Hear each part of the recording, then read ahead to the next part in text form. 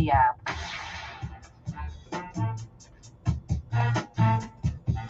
What's happening? Welcome in. It's the Hoffman Show. We're on the Team 980, always live as well on the free Odyssey app. We are streaming live on YouTube or at the Team 980.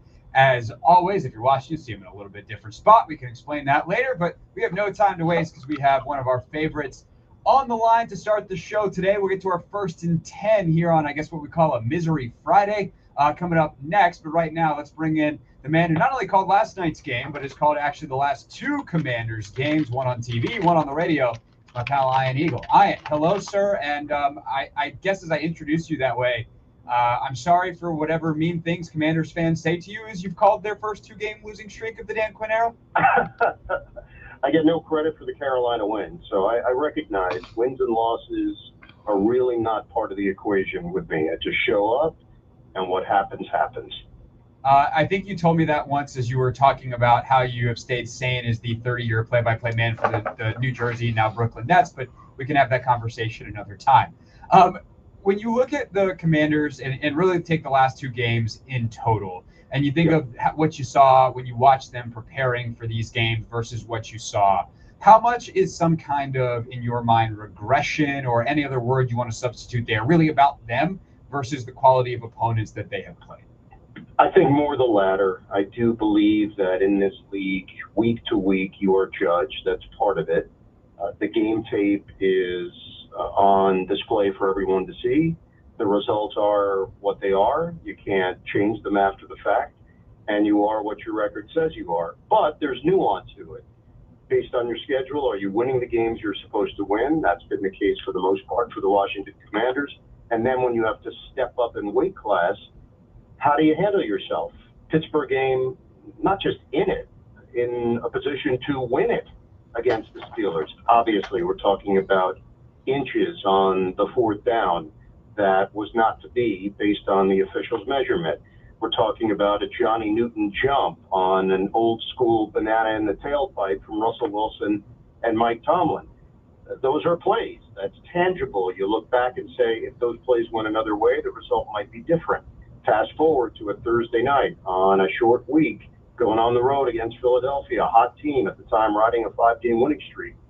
And it comes down to a decision late. Not saying that if they kick the field goal, they win the game. Odds are, based on what we saw, and just based on feeling in the game, Craig, they were going to bust one open in the run game at some point. You sense that Saquon Barkley was going to take it, maybe all the way, which he did on two occasions. But circumstances change when you're playing from behind. The field goal's good, you're up by one. Maybe the play selection changes for Kellen Moore and the Philadelphia Eagles. That's what makes football so great. That's why we break it down for hours upon hours upon hours, days upon days upon days. I don't think Commanders fans should walk away feeling as if the season is lost. It's not. There's been great improvement. Clearly, the culture has changed, all these things that you've talked about the last several weeks. But the proof is in the pudding. Two winnable games, and the team went 0-2 in those two games. Ian Eagle, CBS Sports, and also Westwood One on the radio with us here on the Hoffman Show. Call it again. The Commanders-Steelers game for CBS this past week, Commanders-Eagles last night. And I'm curious also, Ian, specific to Jaden Daniels, is he hitting the rookie wall? Is it the opponents? Is it the rib injury? Yeah. When you think about the guy that you watched leading to you and Charles calling that Carolina game, where he ultimately actually suffers that injury, versus the guy that you've seen the last 2 weeks, how different is that guy? And do you have any theories as to why he is different?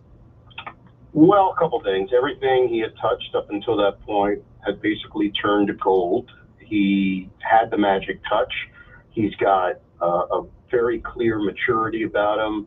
Doesn't make the same mistake twice, limited the errors as we saw with interceptions. And then when you start pressing, when you need something, that's when mistakes are often made. And that's what happened last night in the interception to Blankenship. It was just a bad throw. And he's had very few of those. His decision-making has been so good in going down early and chucking the ball at a receiver's feet if he's got nothing going on down the field, trying to avoid hits, although he's taken a few here and there. He took one last night, as you saw, high-low action, and those are the ones that you feel for days upon days after the game. I don't categorize it as regression. I categorize it as you're going through the league for the first time, and you're going against defensive coordinators, in this case, Vic Fangio, who has seen everything that you can see in the NFL. He's taken on every type of quarterback, every type of run game, every type of set of receivers and tight ends and offensive line. You name it, he's seen it. So you do have to give credit to the opponent. And in this case, I felt like Philadelphia had a really good game plan against Washington. I think there are going to be many, many highlights left for the rest of the season for Jaden Daniels, but there's still a clock when it comes to rookies that you have to go against. And the clock is reality. As a rookie, you've got to take some lumps and you've got to learn some lessons. He's avoided a whole lot of those in his rookie year, but it doesn't mean they're not going to come. Ian Eagle with us here on the Hoffman Show. When you look at the Commanders' defense, that felt like a unit that really fought their faces off last night and just couldn't get any support from the offense. But they also have, kind of, I don't want to say collapse, that's too strong, but they've given up some stuff late in fourth quarters with frequency recently. As you talk to offensive players about this Commanders defense over the last couple of weeks, what are they saying about the respect level they have for what they're building in Washington? And then, where do you feel like the growth points are for them to be able to finish games, which is something that Dan, we know, is preaching, but is not quite getting yet? Yeah, I think the respect level is much higher than you would have anticipated. It's not a big name defense. It's not littered with Pro Bowlers everywhere along it. There is a system in place that's working. I do think there's an effort level that Dan has asked for, that he's received from his players, and a buy-in. You've heard all about the brotherhood. I think that's a real thing. I do think there's been excellent bonding on this team, which means better collaboration. But at the end of the day, in the NFL, as we know, it's often big-time playmakers that can wreck a game. And defensively, that is the case. And eventually they're going to get those guys. They're going to compete with the likes of Pittsburgh for certain types of players that can come in and make a difference in the fourth quarter and make a game-changing play here and there. We are curious to see how it's all going to play out with Lattimore once he's healthy, and how that changes things and shifts the roles in that secondary. Sainer still is getting praise from every which way because he deserves it. He's playing at such a high level, and there's a savviness about him that's apparent, and it was apparent last night. The reality, unfortunately, is that's an elite offensive line, and ultimately that offensive line in Philadelphia had its way with the Washington front. It played out the way that Philly envisioned it, and that is wear you out, wear you down. It's funny, it was really Gainwell who got it going, if you remember, on the back-to-back-to-back running plays, and then it softened for Barkley. They found a little something. They found a little spark, and then it really took off from there. The playmakers, really, the lack thereof on the other side of the ball was so apparent last night as well, and Washington particularly struggled to get the ball to the wide receivers. Yeah. What did you make of that as you and Ross were calling that game? And at what point did you just kind of look down at your stat sheet and go, wait, hold on, they have how many catches for wide receivers? Does that say 0? Yeah, it was hard to believe at one point. Obviously, you key in on McLaurin, you key in on him as a broadcaster because the anticipation of him making a big play, and then you key in on him as a defensive coordinator and a secondary and a unit, which they did. They did an excellent job blanketing him. Quinion has been really impressive in his rookie season, and the responsibility that they give him out of Toledo to get that kind of production consistently. DeJean has been very good. They tried to pick on him a few times. They got him on a penalty, but ultimately he held up fairly well. I think with Washington, part of the process of development and evolution is going to be just that. The dynamic between Jaden Daniels and Terry McLaurin, maybe the reluctance of not wanting to force something to him, but ultimately he's the straw that's going to stir the drink. the fact that Robinson was back and a couple runs here and there, you saw the physical part and the violence in which he does his job. And obviously the Eckler was a big target. Based on the fact that the wide receivers were taken out of things, Eckler became a prime time weapon in the pass game. But I don't think that's going to be the Commanders at their best. It's still going to be the Daniels to McLaurin connection that's ultimately going to lead them to the playoffs or keep them out of the playoffs. Philly probably thinks they gave the rest of the league a blueprint on how to do it. But you also have to have the personnel to do it, and the Eagles do. 100%. And I think that's something we actually said out the Pittsburgh game a lot down here was like, I mean, if you can repeat Pittsburgh's pattern, go ahead, but you don't have Pittsburgh's players. And the thing is, Correct. Philly did it differently than Pittsburgh, but they got good players too. And so we'll see. Dallas got Michael Parsons. He's pretty good. We'll see what they can do in 10 days. But I think come out of this one thinking that is a football team that needs a rest. No rest, Brian Eagle. He's on his way to Madison Square Garden. He's calling basketball tonight, and then he'll be back on your TV on Sunday. Where are you at for the football this weekend? I am, in fact, in Pittsburgh. So Baltimore, Pittsburgh, nice. We're yet another chapter of Ravens Steelers. That is going to be a fun game. We will all be watching. Ian, really appreciate your time, my friend. Thank you very much, and I'll talk to you down the line. All right, Craig. I feel like your co-host. I open the show. It's tremendous. I could only be so lucky. Anytime you want. I mean, you have so much time on your hands. Thanks, bud. Talk to you. That's Ian Eagle with us here on the Hoffman Show to get us started. When we get back, it's the way we normally start our shows the day after a game. 10 observations, 1st and 10. We're going to run the hurry up before we take your calls at 4:30 here on the Team 980. The Commanders.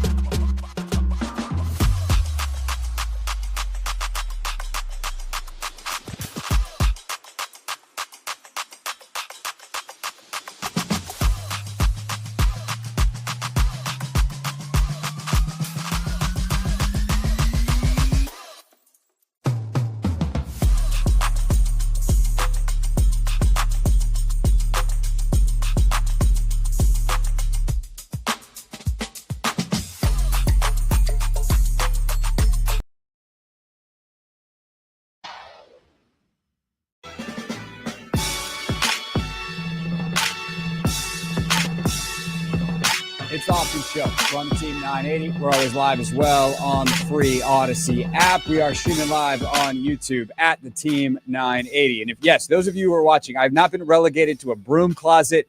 I'm broadcasting live from our Odyssey stations in Richmond because I am running the Richmond Half Marathon tomorrow. And my wife is running the full Richmond Marathon tomorrow. So I am down here in anticipation of running a very long way, but only half as far as she is. I got my dual water bottles here, one with electrolytes, one regular water. I got to make sure we finish those by the end of the show. In fact, I'll take a quick sip now as we get set up for how we normally start the show the day after a game. Thanks again to Ian Eagle for joining us. So we can get Ian at 4. We'll take Ian at 4. But now it's time to do this. It's time to get the breakdown started. 1, 2, 3. First up, 10 observations. Just took it and just boom, just put it right on the ground. It's first and 10. Let's go ahead and hit that number 1, Ant. Yeah, there we go. So first and foremost, something that needs to be said. Yeah, the Eagles are a better football team. The Eagles are just simply better than the Commanders, and that's okay. That doesn't mean the Commanders are a bad football team. That means that the Eagles are one of the best teams in football. Since the bye, they are 6-0. They are very, very, very, very, very much that team. And you see it in a litany of ways last night. And that's, again, I'm not going to say like, oh, it's okay that the Commanders weren't as good. That's not really what we're trying to say here. It's not about like, oh, it's okay to be not as good as your opponents. It's just we understand where they are in the process. And the Commanders have been kind of out over their skis from a talent perspective for a lot of the year. I think in the games that they have lost, and it's kind of shown up. You know, Tampa, there was a talent issue where they just didn't have the guys to cover some of these receivers. For the Eagles last night, there's a bit of a talent issue on some of the stuff that we're going to talk about in the next 9 things. And for the Baltimore game, same thing. Like they just didn't have in man-on-man situations, the other team's men are better football players than this team's men. I don't know how many more teams left on their schedule. That's going to be a problem. There are certainly specific players like a Micah Parsons once you get to the Dallas game that is a problem. But like New Orleans, Tennessee, even Atlanta. Like Atlanta maybe on paper, but I don't know realistically if that is a better team. And I think that is the biggest takeaway from last night is like, man, the Eagles are really good. And I know that's not very fun to hear about your division rival, but that's the truth about last night. Number 2. The next level of that analysis is when you have an inferior roster and you are operating the way the Commanders have this year, everything you do has to be schemed up. And oh my God, has Cliff Kingsbury been really good at scheming it up this year. And there have been long stretches of games where Joe Witt Jr. has also been that guy, right? Where he's just been on other teams. It feels like the coverage is really sticky. The pass rush is getting home. There's pressure. They're on the runs. And that's because they're on it. And then all of a sudden they hit some skids where a guy makes a play. And I think that when you get to, for instance, the third downs last night, we'll talk about more in a second. Like guys are just making plays. Jalen Hurts just made a play. Saquon Barkley makes a play. AJ Brown makes a play. And it's not this super fancy schematic. We've got a guy to spring open or we created an unblocked pressure. It's just someone winning a one-on-one matchup. And it's the best teams have both. The Chiefs are well schemed and they have great players. That's why they're back-to-back defending champions. The Eagles, I think, are a step below that. I don't think offensively they are particularly well schemed. They are certainly not particularly well detailed. They had a mesh concept last night where they had 2 dudes run into each other. And you're like, that just shouldn't happen. But if you're good enough to have your quarterback extend the play and then run out, that same play could have easily been a touchdown. Had Jalen looked up instead of just flicking the ball in the general direction of 2 wide open players that it never had a chance. If he had looked up a half second sooner, he's going to loft a ball into the end zone. So that's sometimes the difference. And the inverse of that means when you are an inferiorly talented team, when you have an inferior roster to your opponent, and your details are not on every P and Q, which is where the Commanders' offense is right now, it looks like it did last night. This is a run game that was sensational earlier in the year. Every block hit exactly perfectly. They got guys pulling all over the place. Defenses are constantly confused. Every detail just seemed like it was accounted for. And I think fatigue is hitting this team hard. The fact that they have a week 14 bye, they've been going pretty much nonstop since training camp. And then they were on a short week. And I think some of those details get lost. Also, when you're injured, you are just not able to be as good. You know, you may have practiced it at speed X. Now you're speed X -2. And that timing that you had earlier in the season, not quite there. There's a little bit more of a gap for your double team to be split or something like that. And so both the Eagles' talent just overwhelming the Commanders' scheme happened last night, and the lack of detail for Washington in areas that they've had it earlier in the year, combined with the inferior roster, led to the results in a major way. Number 3. So the biggest decision of the game is definitely the fourth down decision by Dan Quinn. However, I think he made the right decision despite the loss. And it was funny because I got a text from one Anthony Haney, perhaps, last night. Anthony, you were not happy about that. You were not a happy camper at all. I was angry, actually. Do you still feel that way today? Yes. Okay, well, we're going to get into that coming up at 5:45 in more detail. But I think that the Commanders made the right decision there, because in my notes, which are over here, let me see if I can find this exactly where I wrote this down.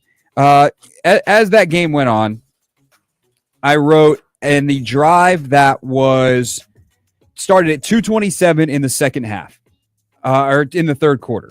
So this is the drive that crossed over the end of the third quarter into the fourth. Big letters.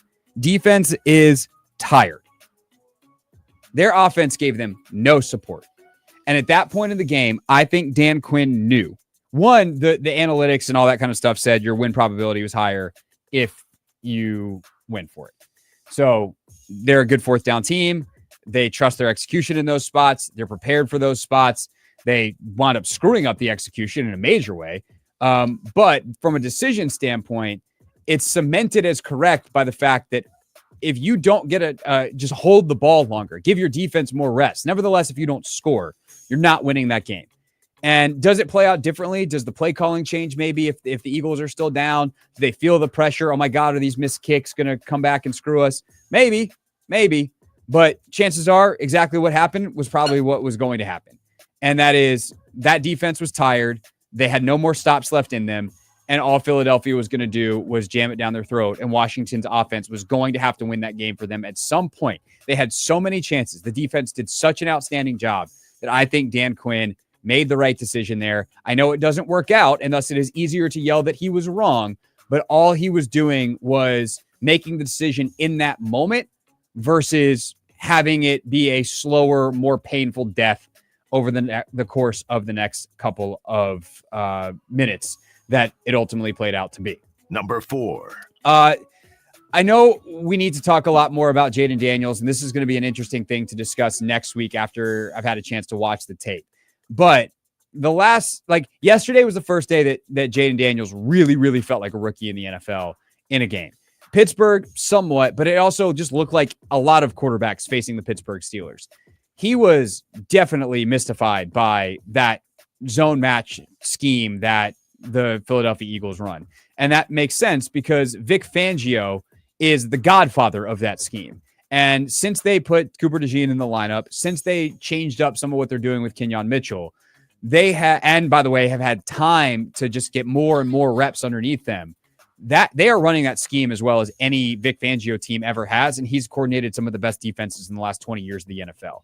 They are so sticky in coverage, and it is so hard for a rookie quarterback to understand what he's supposed to do with the football because it's this weird blend of zone and man. It's like, oh, it's quarters against quarters. This should be open. Nope, that guy's covered. Now what do I do? Ouch, Jalen Carter hit me. And there was a ton of that last night. There's a play where he's about to throw a slant, and all of a sudden the defensive end drops underneath it, and like he's got to pull the ball back down, and by then everything else is covered. The Eagles are so good on the back end, and you have to be so quick and so decisive, and it's so hard if you've never seen it, that preparing for that on a short week where you don't have your practice reps. There's even, I mean, the VR stuff is great for Jaden, but he's probably short a couple hundred reps on the VR just because there's not as many days. And so that, of all the teams to play in the NFL, that is one of the bottom 5, one that I'd want to play probably period right now, but especially on a short week when you haven't done it before. And I think that we're going to look back on and say that was the bigger factor for Jaden's failings than anything else that we're going to talk about, including Number 5. Yes, unquestionably, Jaden Daniels has not been the same player since the rib injury. They have also played some of the toughest defenses in the NFL. Chicago at the time was in the midst of a streak where they had not given up over 20 points in like almost a year, like almost a calendar year. It's going back like 12, 13 games. All right, Carolina, obviously they smoked. That's the game he got hurt. Pittsburgh, or the Giants, like defensively, they do some nice things, but he looked pretty solid in that game. And then Pittsburgh and Philadelphia. Okay, yeah. He definitely is not throwing the ball as well as he did, as confidently as he did earlier in the year. But I have gotten emails, we've gotten YouTube comments, I've gotten social media correspondence, everything. Do they need to bench him from Marcus until he's healthy? No, they don't. We don't need to play that game. I'm sure I'm going to get calls that say it, and I will listen. I will be nice. This is an open forum for the exchange of ideas. That's what we do when we take calls. But I personally do not think that is remotely a conversation, because I think a lot of the stuff that is happening to him is because of the other team, not some limitation that he has. And to see him run last night again was great. Now, 10 days off, all that rib is going to do is get even better. I think we are past that point where that needs to be a discussion. Number 6. That said, it'd be nice if the offensive line could protect him. Brandon Coleman, again last night, really struggled with some power rushes. We obviously saw him give up the sack on the speed rush to Nolan Smith. He has been largely very good this year. Last 2 games, not so much. So I don't know whether that shoulder is bothering him, whether teams have gotten some tape on it and figured some things out. He's a young player. He's a 3rd-round pick. The idea that he was going to come in and be awesome, snap in, snap out as a rookie is a pipe dream. So that is to say, I'm not out on Brandon Coleman. It is merely saying that in the moment he's having some struggles, but so is everybody else on that line. Those dudes are banged up. They are hurt. They are not moving as well. They're not getting the push in the run game. They are not as solid in their pass protection. And that has also made Jaden Daniels' job really hard, because of course it has. Number 7. Number 7, the 3rd downs on both sides of the ball are so frustrating. Offensively, man, like that's really tough. And for instance, that 4th down sequence, they actually were in a 2nd and 1 there, then got stuffed. It's 3rd and 2. They get stuffed again, and then they blow up on 4th down. 3 downs to get 2 yards. What are we doing? And there's a couple of those, but there's also some obviously longer situations. But I think the more frustrating side is defensively, where they had a couple of 3rd and 8, 3rd and 9s, 3rd and 6 plus for sure. And the Eagles are able to get them either by second play extension, by Hurts with his arm. He had a couple where he scrambled. Just, it's a really hard situation. And I think they're trying to still find the balance of, do we pressure? Are we better off playing coverage? They've had some level of success doing both. And I don't know what it is week in, week out. But that's where the fact that the Eagles are better and they just have dudes who make plays can extend, find out, figure it out. Saquon slips a tackle, goes big gain on the Percy Butler miss on that key 3rd down. Like, it is those kinds of plays that good teams make. And the Commanders have been a good team for a lot of times this year, but the Eagles are a better team, and they're the ones that made it last night. Number 8. Another thing that I think when you talk about some of these conversions is the short fields, the missed kicks and everything last night. The Commanders at times took advantage of their short fields, such as their first touchdown drive. But a lot of times they didn't just not take advantage in terms of getting points. They'd go 3 and out. And now you've cost yourself valuable field position. And so one of the big issues for me offensively the last couple of weeks is that the Commanders have not only not been scoring at the same rate, but they've had way too many 3 and outs. They have got to find a way to get that first down, extend the drive a little bit, help out their defense, stay on the field a little longer. That also allows them to get to their tempo. They don't typically go as fast until they get that first down, because they don't want to go 3 and out quickly, which is smart. And so that, efficiency needs to happen if they want to have any chance to win any major football game that they're going to be in the rest of the year. Number 9. All right, plenty of your calls next at 301-230-0980. But first, these two things. One, the officiating was bad again last night. And I feel better saying this today because no one is looking at that game being like, oh my God, the officials cost the Commanders the game, like a lot of people felt in the Pittsburgh game. Because you can go in the Pittsburgh game and find a bunch of calls that went bad both ways. Just so happens that the last one was the 4th down call that was controversial at best. And maybe it was correct, maybe it wasn't. But last night, the illegal contact on Sainristil earlier in the game, hideous. Just as bad later in the game. There's a couple of calls on the Eagles that are just unbelievably bad. And the broadcast caught those. I don't know what they were like, why they weren't aghast at the first one. But this stuff can't happen in the NFL. And the Eagles could have won by more last night had they gotten a couple of those calls. So it's easier to point it out and have people take you seriously in the loss. But NFL, like, please do better because some of these really, really bad missed calls are just, they're fake calls. And that's not good enough. Number 10. And then last but not least, Amazon Prime Vision. I don't know if y'all checked out the alternate broadcast. That is sick. That is the coolest camera angle. The drawing on the field, being able to identify personnel. It's kind of like an all 22 camera, but from the end zone. So it's a little more zoomed out and you can really see plays develop. I would actually love to watch that angle more than I would the all 22 tape. It'd take a second to adjust, but you can see that much on that angle. Very, very cool. If they had won this game and it was more fun to watch, I'd say go back and watch it on that if you have NFL Game Pass. But definitely check it out next Thursday Night Football that you want to watch. It is worth spending a little bit of time with that camera angle. It's a really cool way to see the game. And so shout out to Amazon for doing something different and cool. All right, that's it for our 1st and 10. When we get back, we will take your calls. 301-230-0980. It's a Tell the Truth Monday, kind of, on a Friday. And that's next on the Hoffman Show.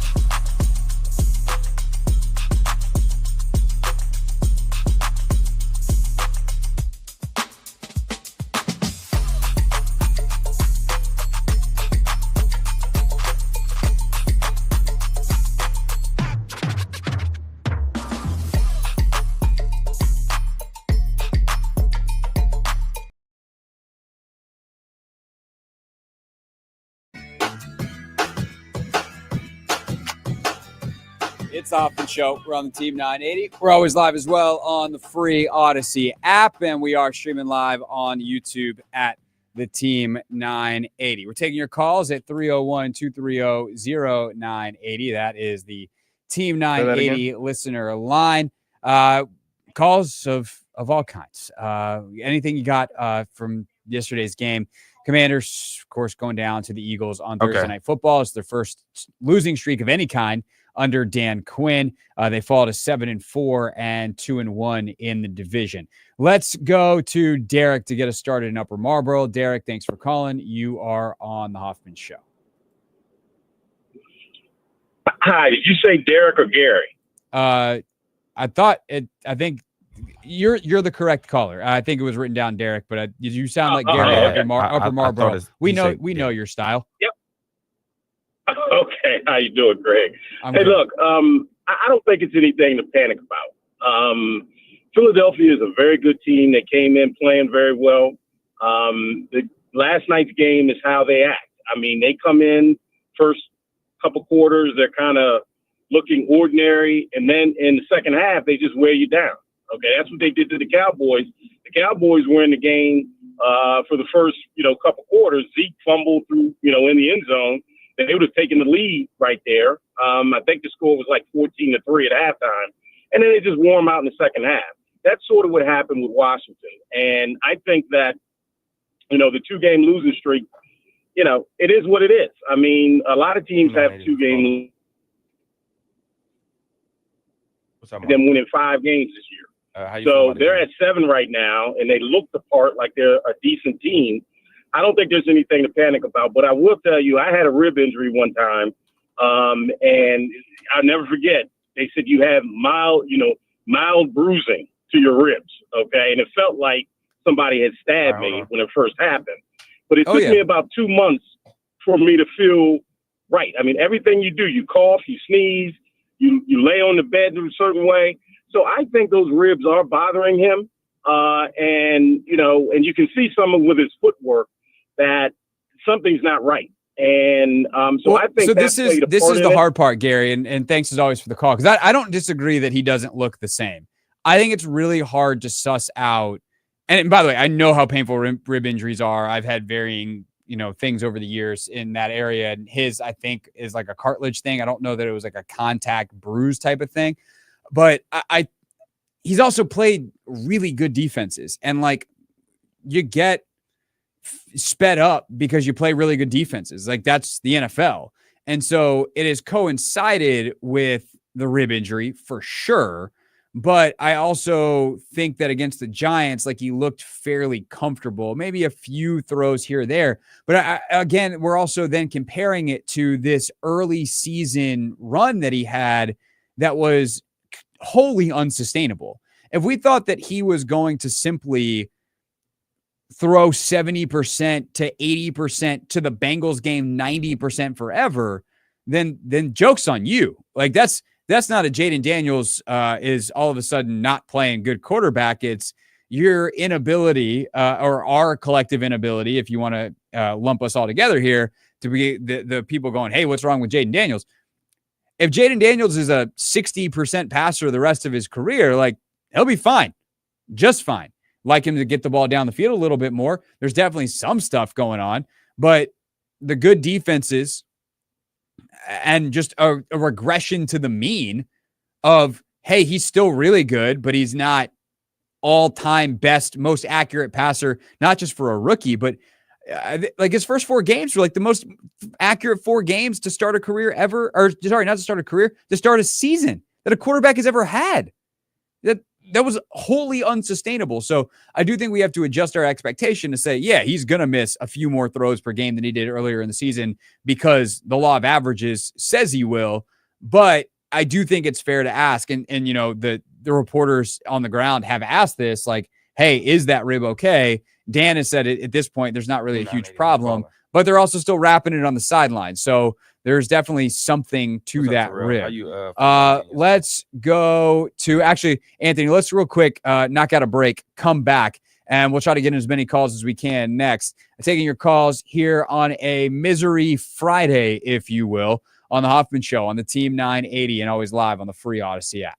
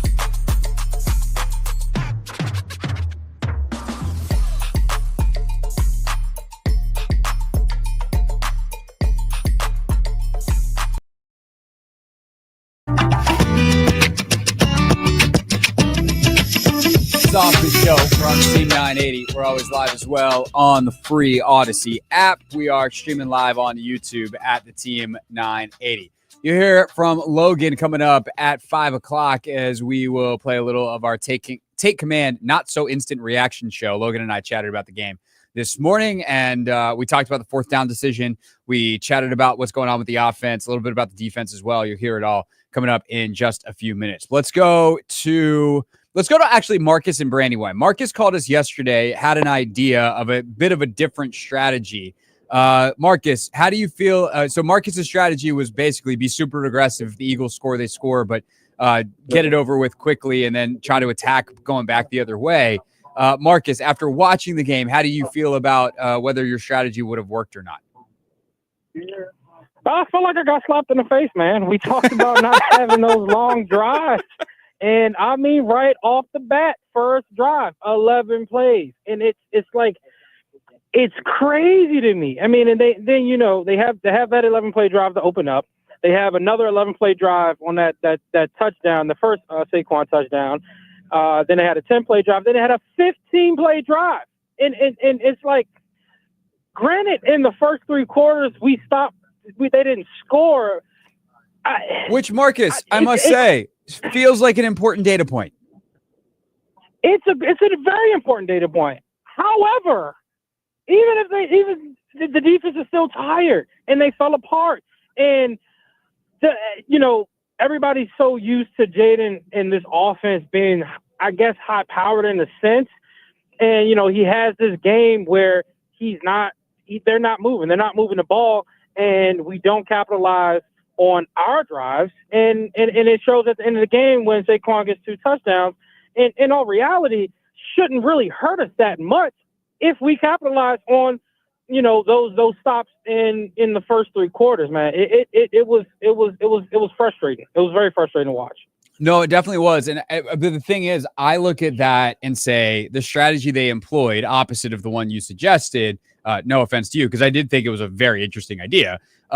I think that the strategy worked on defense. The problem was the offense needed to hold up their end of the bargain. It's not really complementary football. Hey, we're going to bend but don't break and trust that our offense can do its thing on their side if the offensive part doesn't work. Like defensively, I think they actually played the game they wanted to play in so many ways. They didn't allow any big plays in the passing game in terms of like big down the field shots. They kept everything relatively in front until Percy Butler misses a tackle on Saquon Barkley, and then Jalen Hurts extends one big play and finds Dallas Goedert against a coverage. And even on that play, obviously, Quan knocks it out. And if Frankie Louvu can hop on the football before Calcaterra does, that's a huge play in that game. But the idea of the long drives is eventually they'll make a mistake. And Philly did. Like, I think the plan was correct because whether it was penalties, whether it was incompletions, Jalen was awful with his arm last night. Like, I think that it really was about the offensive failings last night more than any kind of larger offense-defense strategy or anything in particular that the defense did. Oh, for sure. I mean, I was very, very pleased with the defense, and I can't really blame them.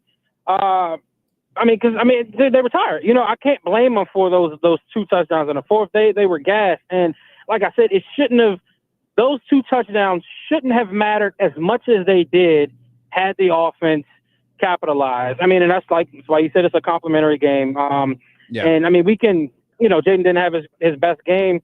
However, some type of game would have made, would have. I feel like we would have a different conversation. Right now, it's just disappointing, kind of frustrating. Had it been like a field goal game, and they, Eagles march down, get a field goal, would I be upset? 100%. But would I be as frustrated as I am? Probably not. Yeah. And Marcus, thanks for the call. I appreciate it. Good to chat with you as always. I would also say, just real quick before we get to the next call, like, Saquon's touchdowns probably don't happen if the offense is playing the way that you are hoping it's playing if you're going to play this complimentary game, because Philly's going to have to throw the ball late. They're not just going to be handing the ball off down after down after down after down. That is how they want to play. And Washington, because they couldn't figure out anything against the Eagles defense, really left their defense out to dry. Let's go to Terrell in Baltimore. Terrell, thanks for calling. You are on the Hoffman Show. Hey, what's up, Craig? Listen, I think we saw what looked like a reversal of uniforms. How we used to beat up teams earlier this year, it looked like we swapped uniforms with a lower level team. We played a better defense, a disciplined defense, where the defensive ends contained the quarterback, and the pressure up the middle from the tackles, he couldn't step up, into the pocket. He couldn't escape outside. The secondary blanketed our sub-tier wide receivers who, arguably, if you put Terry on Philly's wide receiver roster, he's probably their slot receiver. So it was a very disciplined defense. And then that goes into we couldn't sustain drives. So the 22 rushes, that's a low for us. We normally rush more than that in the game, but we couldn't because we couldn't sustain long drives. And so then the quarterback couldn't run. So now our running game is taken away. Our quarterback is taken away. And honestly, if they scored those field goals, this game is way worse than what it looked like. So it just humbled us and let us know that we are up and coming, but we're not there yet. That's what I saw out of that game. Yes, yeah, Charlie. See what you think about it. Yeah, no, I think it's a good call. And I guess not to counter, but just to kind of flush out that idea, it's where the talent disparity lies. Because I do think Washington played fast and physical last night. I do think that like Luvu's physicality showed up and Chin's physicality showed up. And even on the offense, like Robinson's physicality showed up.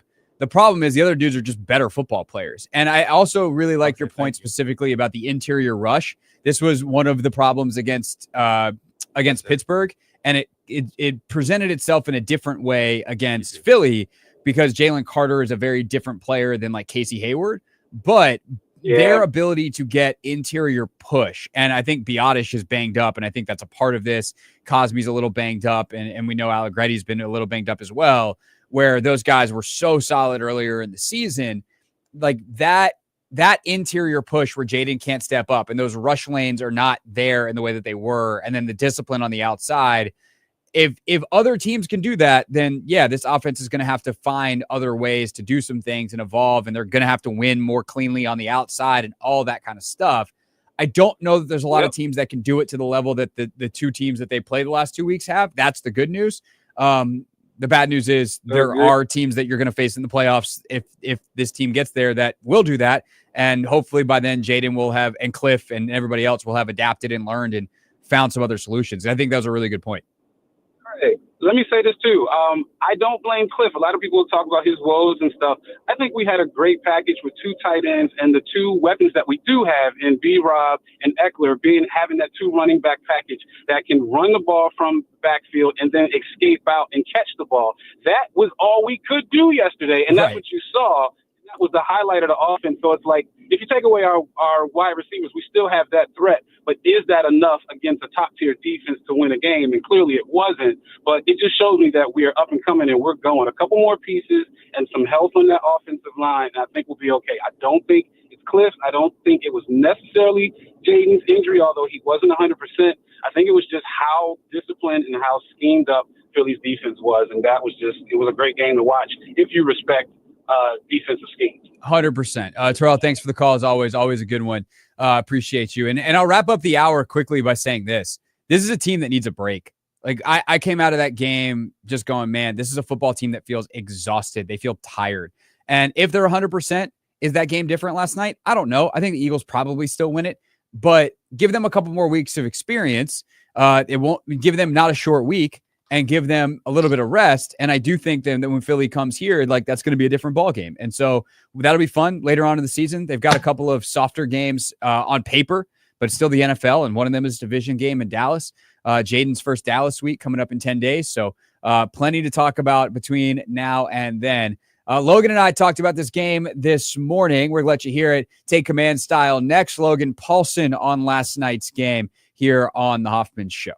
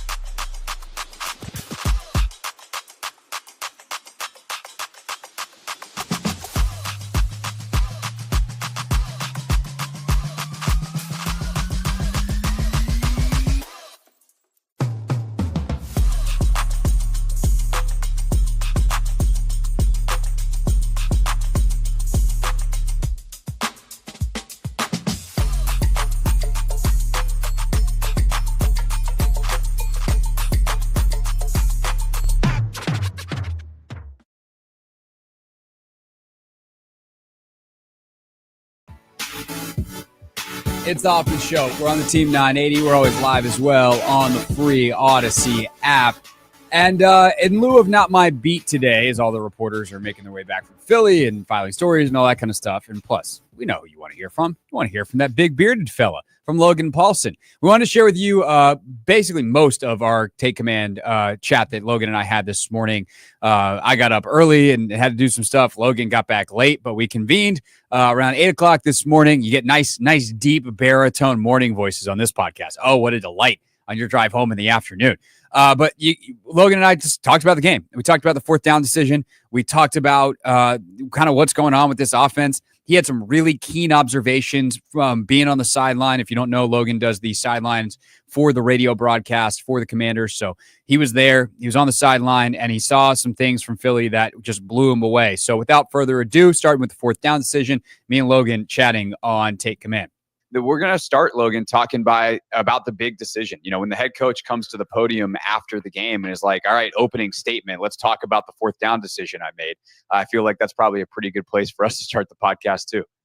Yeah, no, I think it is. It was a very pivotal moment in the game. And obviously Philly goes down and scores after that. But to me, and I think, you know, we kind of talked about this briefly in the production meeting, like, it wasn't about the points. It wasn't about the score. It was just about you needed to keep Philadelphia off the field for as much time as possible. And I know fans are like, oh, that's like unacceptable, whatever. Like, basically, when you watch the defense, they looked so gassed, and they had been just pouring it out for 3.5 quarters. And you needed, as an offense, and this could have happened at any point. Like, this could have happened in the first quarter, second quarter, third quarter. You just needed to hold the football to get them some rest, to get them kind of recovered, to get them all on the same page. And it felt like that was that decision. You know, it's 4th and 1. You just need to hold the football. And obviously the execution wasn't there or where it needed to be, and leads to points for Philadelphia. Yeah, I think there's a couple of factors that go into this, and that is absolutely one of them. If you'd like some evidence to support the correctness of Logan Paulsen there, Philly goes down and scores 5 plays, 74 yards in under 3 minutes on the next drive. Jaden throws the interception on the first play of the next drive. So you have a tired defense that's starting to fold. And then sure enough, they give up the huge run to Saquon immediately after that 2 plays into the next drive. So like the defense was toast. And I actually wrote down before that series, before the touchdown, like I think it was during the drive that they scored on the drive before. So basically Philly's first touchdown drive, middle of the third or late third quarter into the start of the fourth. Big note on the side of my notes.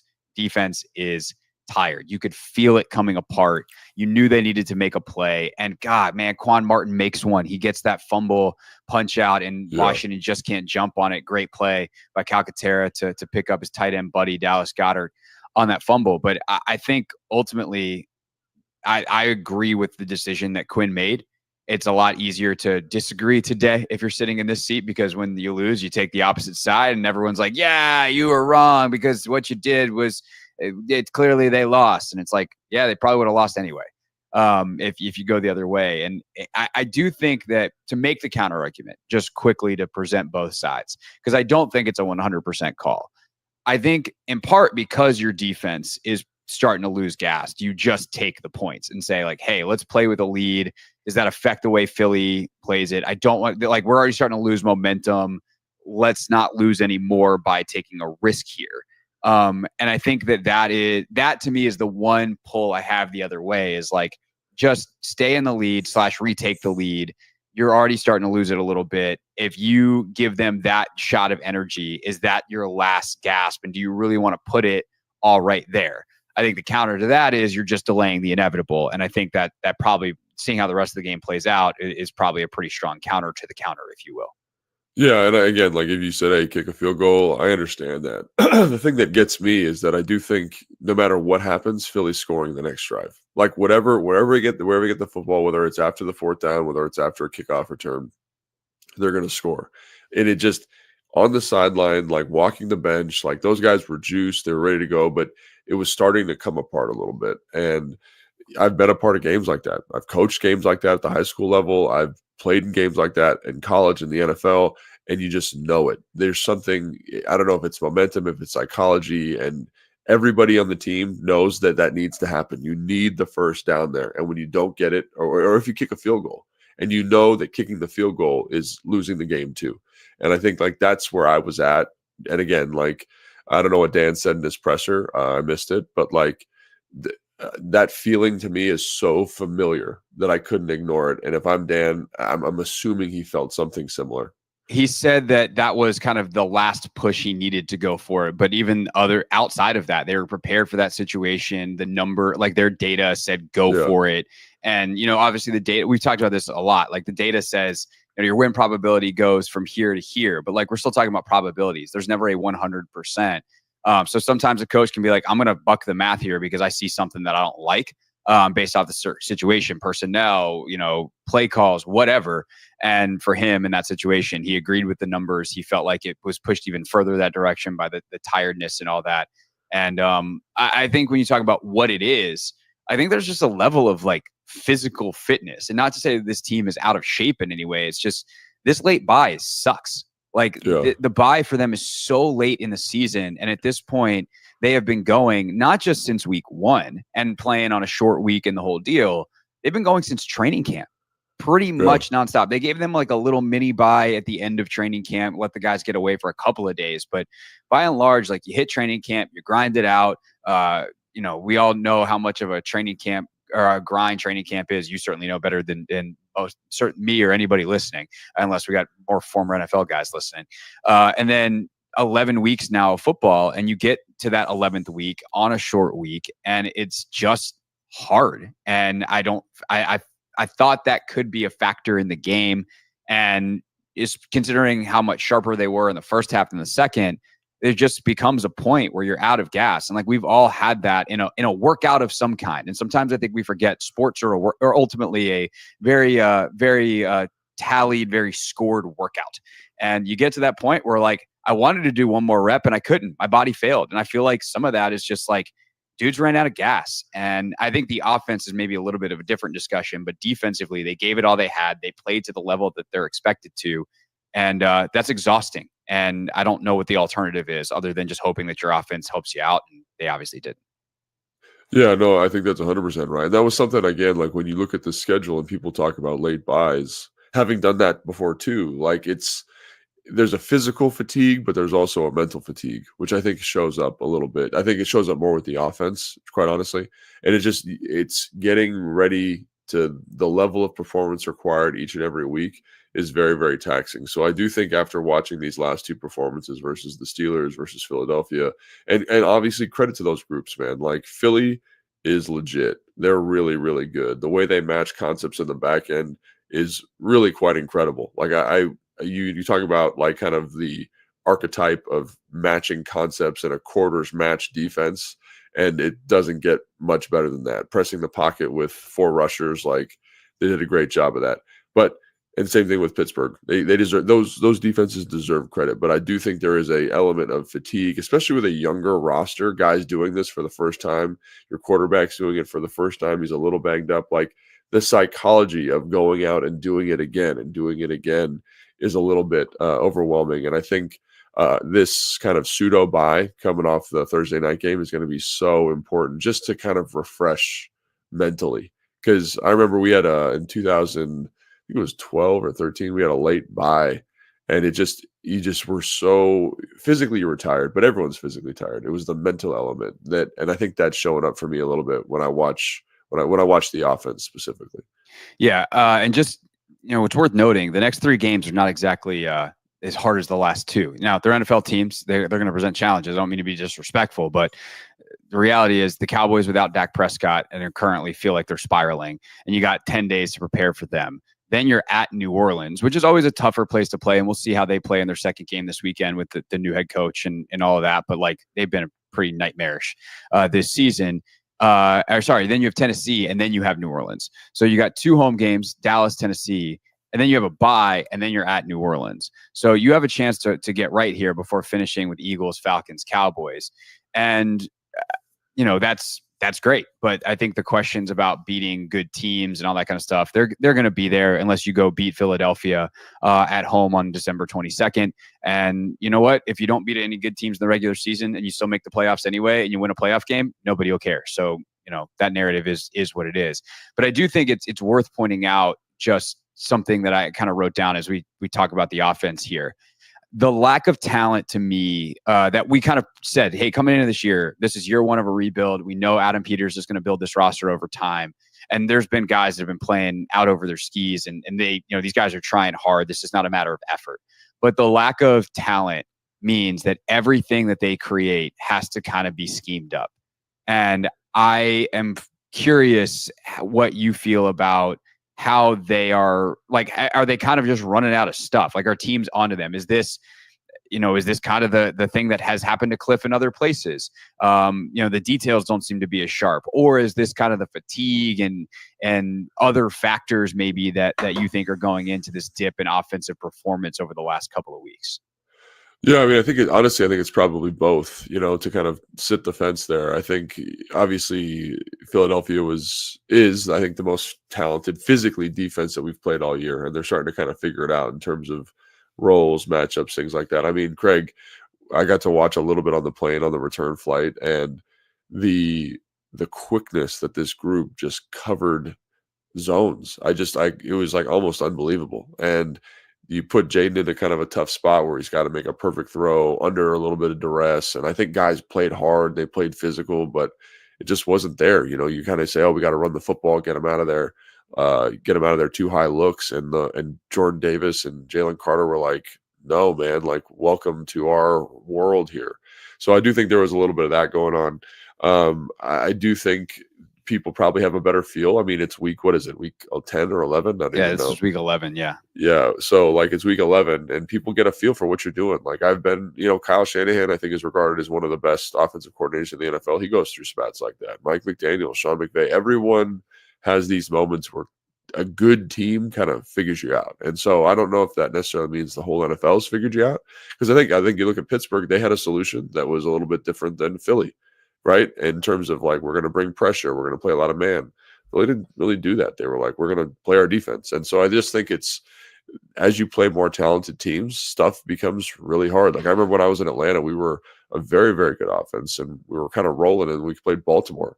And Baltimore just kind of took us out behind the woodshed and was like, just beat the crap out of us, because they were a more physical, more physically gifted, more talented defense. And we just couldn't compete. We weren't ready for it. And I think, you got to there's a lot of stuff that you can look at and say the Commanders can do better, but I think you also got to give credit to that Philadelphia group, man. Like, they just did a great job. So, and again, this is where this kind of pseudo bye becomes so critical, is it just allows you to do a little self-scout, allows you to kind of get healthy, allows you to mentally refresh. And so in terms of this context, like, that self-scout becomes extremely important. Like, how do we kind of take the stuff that we do and take the stuff that we did in training camp, put a little window dressing on it just to maximize what we're doing moving forward. And I think that's something that I think is going to be really, really helpful for the offense going into the last half of the season. Yeah, they've got to, because some of the stuff that they the lack of easy stuff in this game until the very end, that last drive, they started to get a couple quick game. But in general, can you find ways to get some of these quick looks to the backs and to the tight ends, to your receivers who are more dynamic playmakers? Like, there's things like that Cliff was really good at, and they were able to do at times in stretches earlier in the season that they're not quite able to do right now. And we'll probably have some deeper answers for some of that stuff on the tape show on Tuesday. But in the meantime, I think there's two other big things that we should talk about on the offense on my list anyway. And obviously feel free to add anything that you want to, but the running game, I think, was effective in wide swaths of this game, but it's hard to be consistent running the football because you get one, it's what we talked about with the Commanders defense. Like, you get one stuff, now all of a sudden you're in 2nd and 12 and the whole situation changes, even if you got 3 straight first downs and picked up 30 yards to get there. But it does feel like the run game is clunkier than it was earlier in the year. Like, they were so detailed, everything timing wise, combinations, they were just hitting everything. is this, again, is our teams figuring it out, maybe doing some different stuff, line stunts, whatever, lack of practice time? Like, these dudes are like almost all of them are banged up, and so they're just not performing as well. Like, is there anything in particular to you that stands out about that before we talk about Daniels and where he's at? Well, I will say good players make you look clunky. And Jalen Carter is a good player. Like, so one of the things about like all this pin pull stuff that they do is it creates a lot of individual blocks, which hasn't really nipped them in the butt, quite honestly, this year. Like, they've been really good at blocking back, and, you know, like, they've played some really good interior players this year. And I think just Jalen Carter, like, you know, one of the best runs that this team has is that center guard or guard pull to the perimeter. And obviously I call that bounce. At least that's like the language I'm familiar with. Whatever they call it, I don't know. But the thing that kills that is if you pick off the pullers, right? Because you lose hats to the front side. So when Biotis is trying to block back, and he's been excellent at that all year, and Jalen Carter just rips up the field and picks off the guard, there's literally 2 free hats to the front side of the run. So I don't care how good you've executed it to this point. Like, you can't physically move an offensive lineman through a defensive tackle's body to get him to the front side of the play. And like, that just speaks to how talented that kid is. Like, he really is like a very, very talented football player. And he's different. He's different than the guys we've seen so far. We've seen Dexter Lawrence, who doesn't do that. Cam Hayward doesn't do that. This guy presented a very unique challenge. And I think, you know, Bond and Dean were really tremendous moving at the second level. And, you know, I got to give credit to Jordan Davis too, man. That guy was a problem inside. So it just was a different type of problem, a different type of talent. And I do think, obviously, like, something that cannot be overstated is like those guys are really pouring it out. You know, like, they are banged up, they're all hurt, and they're competing. And I've had a lot of injuries late in the season. We talked to Fletch about it. And as much as you want to think you're 100%, like, you're not. You don't have the same pop. You don't have the same snap. You can't grab the same way. Your elbow's messed up. Like, it's a cumulative effect of the year, right? It's a cumulative effect of the stress, and every team's going through it. But again, we go back to why this kind of mini bye is so important. It just mentally and physically freshens you up. And I'm not sure they beat this team if they're at 100%. I have no idea, but I definitely think the showing's a little bit better. Just because, like, that is a uber talented football team. Like, I mean, at every level of the defense, they've just got speed. They know what they're doing. Same thing offensively. Like, offensively, they're kind of sloppy. They're kind of messy, but there's just this inevitability to them because they are so talented. And I think, like I said, I don't know if they win this game if they're at 100%, but I definitely think it's a little bit more consistent, to your point. And they probably have something a little bit better performance. Yeah, no, I think there's no doubt about that. And, you know, talk about the interior of that line and Carter and Davis and all those guys. I think it's worth mentioning, going back to where we started with the 4th down discussion. That's a 4th and 2 after they were in 2nd and 1. Yeah. Right? They got 9 yards on that 1st down. They're rolling that drive. And they try to sneak B-Rob up the middle real quick. He gets stuffed. They try again on 3rd down, and then they go for it again on 4th. So you're talking about needing 1 yard on 3 downs, and you try to run it up the gut, which has been your strength all year with Biotis and Cosme and Allegretti in the middle of that defense. Wiley blocking down, all that stuff, and you can't get it because Jalen Carter's a menace. And, you know, Brandon Graham's flying in from the outside and is in on one of those stops. Bond is coming down and making plays. So, you know, it's never just one play. And that sequence, I think, is a really great example of it, because they were kind of rolling on that drive, and all of a sudden, they, instead of continuing some of the play action and stuff that they did, and I'm sure Cliff is kicking himself, and I don't even know if he should be, because, like, of course you should be able to pick up 1 or 2 yards with Brian Robinson. You've been able to do it all day, and the Eagles just stepped up and made plays. The last thing that I have on my notes is the quarterback. Sure. Jaden does not look the same since the rib injury. It also feels like it could just be a regression to the mean, because he was completing an absolutely absurd percentage of his passes beforehand. And no kidding, he's not doing that anymore. But I think the eye test says there's something that is not quite right here. And actually, I can pull this up real quick. Bill Barnwell from ESPN put out some numbers. Since before the rib injury, on intermediate balls, 10 to 19 yards in the air, 27 of 35 for 425 yards, 2 touchdowns, no picks, 16.2% completion percentage over expected. After 11 of 21, 174 yards, no touchdowns, no picks. He's dropped 50 points in passer rating, and he's minus 13.5% completion percentage over expected. So the numbers say it's not good. The eye test, like the ball that he puts at Noah Brown's feet, just doesn't step into it, doesn't deliver it with any kind of confidence. I mean, I would level of concern, like what's going on here with Jaden, and this is something that, again, the mini buy, a freshen up, we think it can fix it. Yeah, so he's played 4 games since the rib injury, right? Is that correct? I'm trying to Chicago, yeah, 3, New York, Chicago, yeah, New York, Chicago, Steelers. New York, Pittsburgh, Philly, yeah. And so what I will say about that, and I understand that it's an injury, and rib injuries, like, I've had them. They're no fun. They're no fun for me blocking. I can't imagine what it's like to throw a football. So, but what I will say is I thought he played well against Chicago. I thought he played really well against the New York Giants. And I think the difference is the type of defense that he's playing in terms of Pittsburgh and Philly. And it's not that they're just good. It's like the way that they are good. And the thing that I see when I watch him, and we got to watch the film, we'll be able to talk about this more in detail on Tuesday, is they're really good. We talked about Pittsburgh, how good they are about pressing the pocket internally. You know who else is good at that? Philly. And so when you watch him, how he is throwing the football in those situations, he's kind of backing up, kind of feathering away from the throw. And when he feathers away, he's not this guy that generates this tremendous arm torque. It's a full body throw for him. So when you're a little bit off with your feet, when you're kind of feathering away like that ball, it happens all the time. It just tails away. And so I'm sure that a factor in that is the rib, but I also think the style of defense is significant, right? When you can press them, and every quarterback experiences this. This isn't just like a Jaden thing. It's every quarterback has a really hard time with internal pressure. I know the edge rushers, the defensive ends get all the headlines, right? They're defensive player of the year.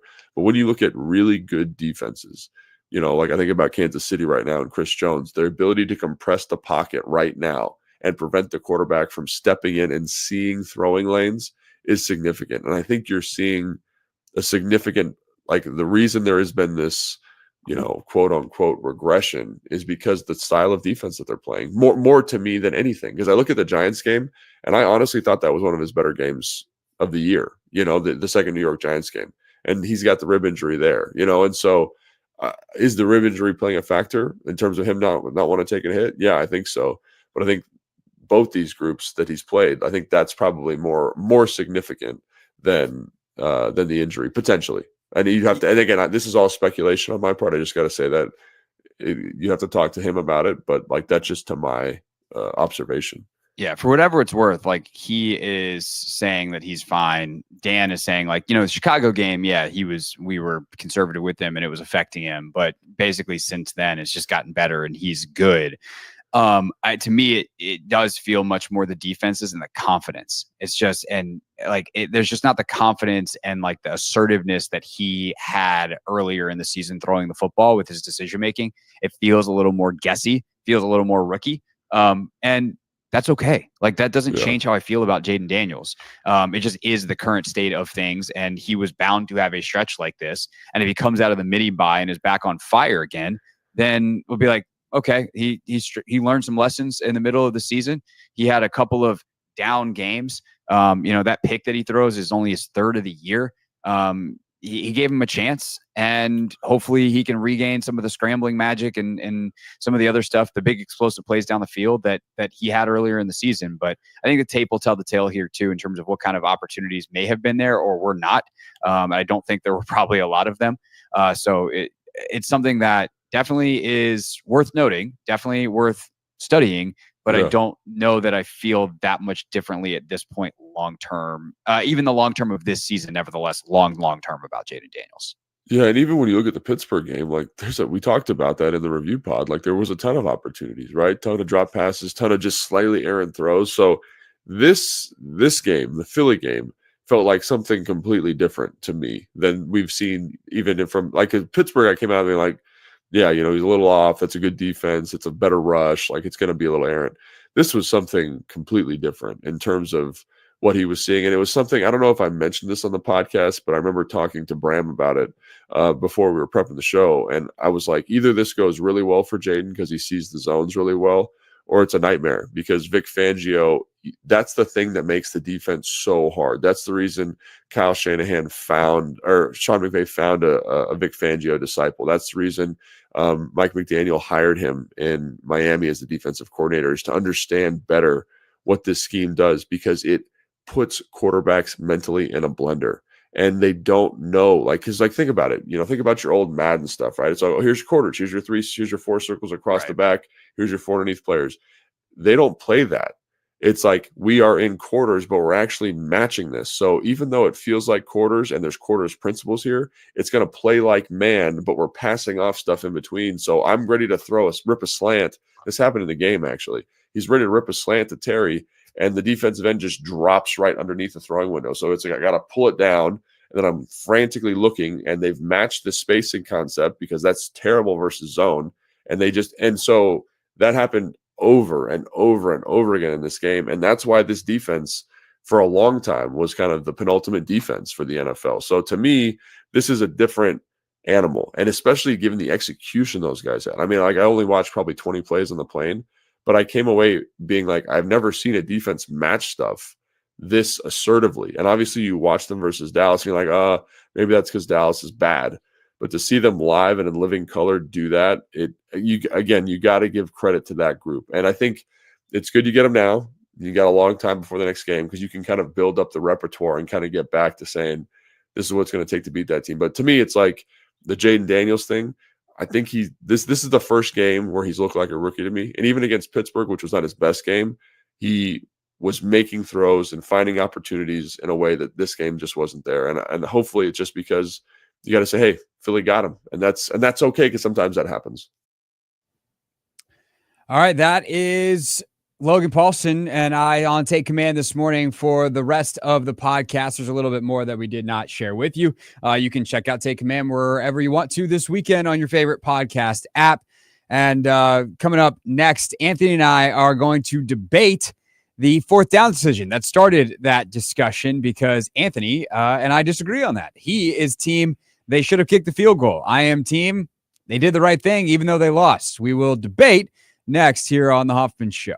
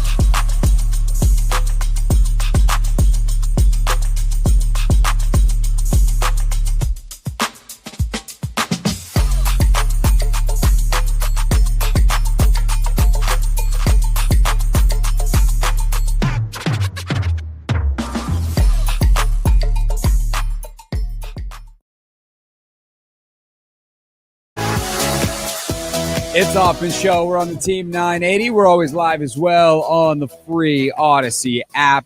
Streaming live on YouTube at the Team 980. If you're watching, you see the different backgrounds because I'm down in Richmond running the Richmond Half Marathon tomorrow. Wife's running the full. She's a superhero. I'm just merely a guy who's going to run half as far. But that's what we're doing. That's why I'm here. But happy to be here. Always appreciate all the hospitality down in the RVA. All right, Anthony, let's get into it. I'm going to full transparency here, especially after I just let everybody know where I'm at and why. So because we're running this weekend, I did not stay up and watch the game live last night. We went to bed at halftime, and then I got up very early this morning, in part because we have to get up very early tomorrow morning for the race.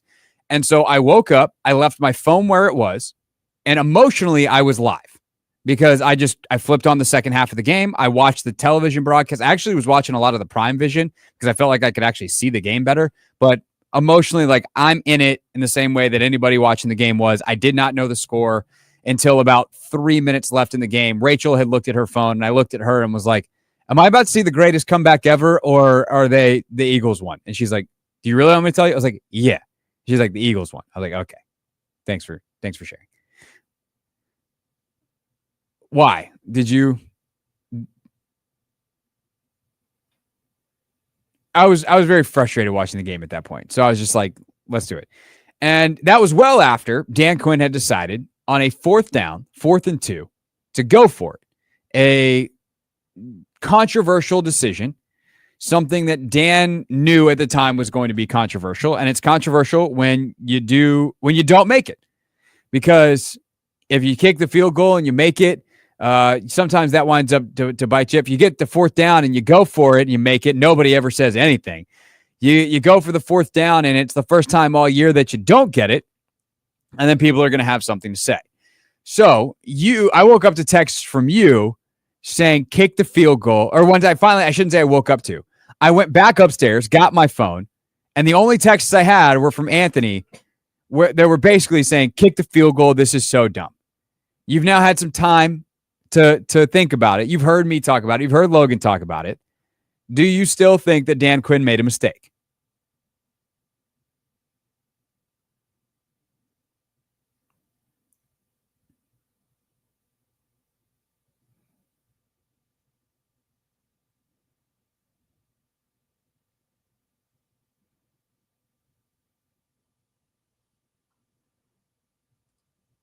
Might have been.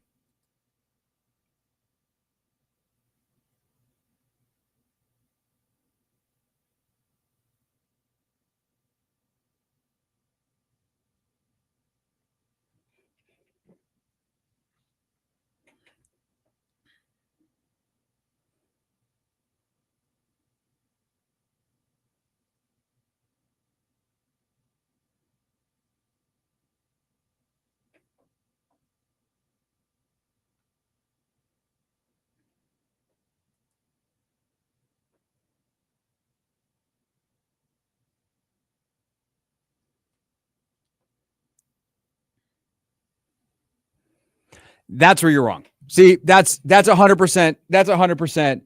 That's your confidence doesn't mean anything when you have, like, just look at it, man. Like, okay. I wrote down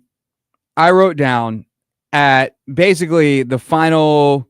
So 2:27 is the final drive of the 3rd quarter, is when it starts for Philadelphia. Okay. In my heebie-jeebie of notes here. That drive starts with Saquon Barkley getting 9 yards. Starts with it. They get a screen for the 1st down. They then have absolutely no rush on a play where A.J. Brown gets 17 yards on a second reaction throw. They get away with the Luvu face mask. Payne gets a TFL, and then Hurts scrambles. They're toast at that point. Toast.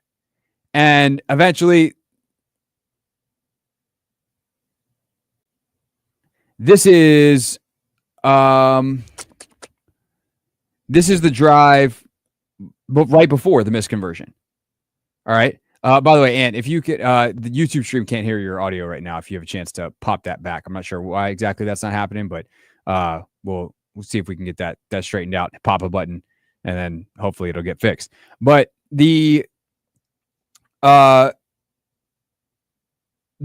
so Barkley is like gashing him early in that drive. Their pass rush is dying, and then that's in that drive is when you have the Gainwell 14 yards back to back plays, right? And then they punch it in. The next drive, Washington starts moving the ball a little bit, right? They have Bates for 9. That was kind of the drive where they were like, all right, we're just going to either run it or play action to tight end. Yeah. But the problem is they get on a 2nd and 1 after they finally hit Terry on that comeback, like he gets involved. Yep. And then Bates has a play action again. B-Rob gets stuffed. It's 3rd and 1. B-Rob stuffed again, and then the 4th down's a mess. You've already seen the defense is tired to that point. And you have to just, the way Logan put it, he's like, I don't even care if you score. Just you have to stay on the field. You needed another 3 downs. You needed time. I think they needed to score. And so the idea that they go for it when that is who they've been all year. They've been a team that has been good on 4th down. They are, 30 or like it's going to be like a 30-something yard field goal. Okay, fine. But going up 1 point there is not going to be enough. I think if you want to make a counter argument on momentum, I guess, but like the momentum isn't going to save you. You need points, and you need your I guess the simplest version of this argument, Anthony, is this: at some point the offense was going to have to do something. Okay, and whether it was there or the next drive, they had to do something. That was a pretty good time. The problem wasn't the defense. The problem was the offense. The offense's problem became the defense's problem, and thus the offense, it was on them to fix it. Maybe I hated the play call. Maybe that's really what even was the play call. Jaden Bomble's a stat. We don't even know. But Craig, they hurried up back. I felt the play was rushed, to be honest. Like we get stuffed on the 3rd and 1, and then they're like, hurry up, everybody get back to the line. And then I guess they had a second play, but I don't know. I think I just hated the play call. The execution was also really bad. All of it was bad. Take the points. I don't know, man. I think we can't get caught up between execution and decision. Yeah. You can have a good decision that winds up being a bad play call. By the way, I'm now watching the play. Let me see if I can figure out what the hell was supposed to happen. Certainly not that. I think they just covered the end zone well too, though. Any more hints? We got 3 tight ends in the game. We got some motion. We got a counter action. I mean, what happens to start? 1, Jaden bobbles a snap. 2, Jalen Carter is in the backfield as soon as he touched the ball. I think the snap might have gotten part messed up by Biotish, but due to the fact that literally the second, as fast as I can hit pause on this play, Tyler Biotish is being thrown aside by Jalen Carter. Yeah. And then he has to run away. B-Rob, I will say, is looking back at Jaden as if to say, wait, I was supposed to get that football. And then now everyone's just trying to block, trying to save it. Nothing there. So they have to execute. Man. And there's no, because here's the thing.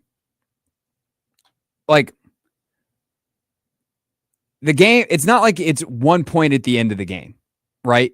There's still a full quarter basically to go. Your defense is going to have to get a stop. And being up by 1 there is not going to save you. You need the points. You need the separation.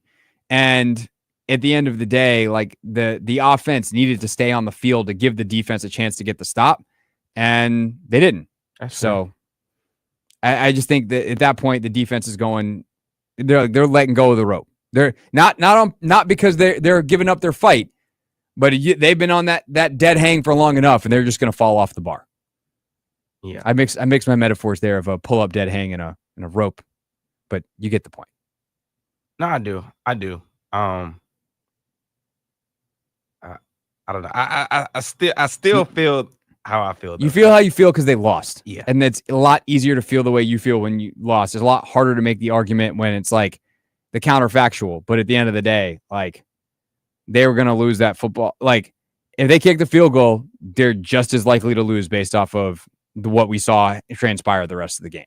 It's the Hoffman Show. We're on the Team 980. We're always live as well on the free Odyssey app. The quickest trip around the NFL we have ever done next. And then coming up at 6 o'clock, it's our Pick 6 at 6.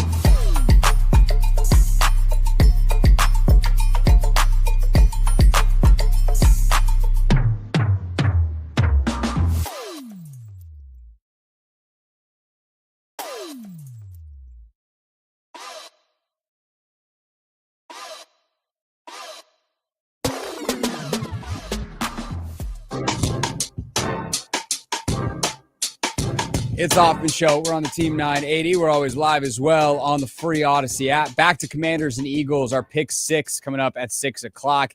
And then we will check in with Dave Johnson ahead of Hawks and Wizards. Hey, Anthony, the Hawks are playing, or the Wizards are playing the Hawks tonight. That means they can win. We can. Hey, now. They're That's trying to get their third win over the Hawks this season. Yeah. They currently have 2 wins. All right. Right now, though, it is time to go around the NFL. We pick every single game. Some of these are going to be just the pick because we are incredibly short on time here as we get going. So without further ado, by the way, we did both pick the Eagles. So, at least we were right. So we're 1-0 going into it. Packers and Bears, Anthony. Packers are 5.5-point favorites. This is a huge game for Chicago. Do they get the coordinator bump? I think this is also kind of a huge game for Green Bay. Like, if you're serious, go put Chicago out of its misery. Jordan Love, can you throw the ball to the right team against what is still a good Chicago defense? They're getting some of their pieces back. Kyler Gordon is back in this game. Montez Sweat back in this game. I'm still going to take Green Bay, though, although I do think Chicago might show some signs of life. Yeah, I'm taking Green Bay as well. I think it'll be a closer game than expected. Bears got a lot to play for.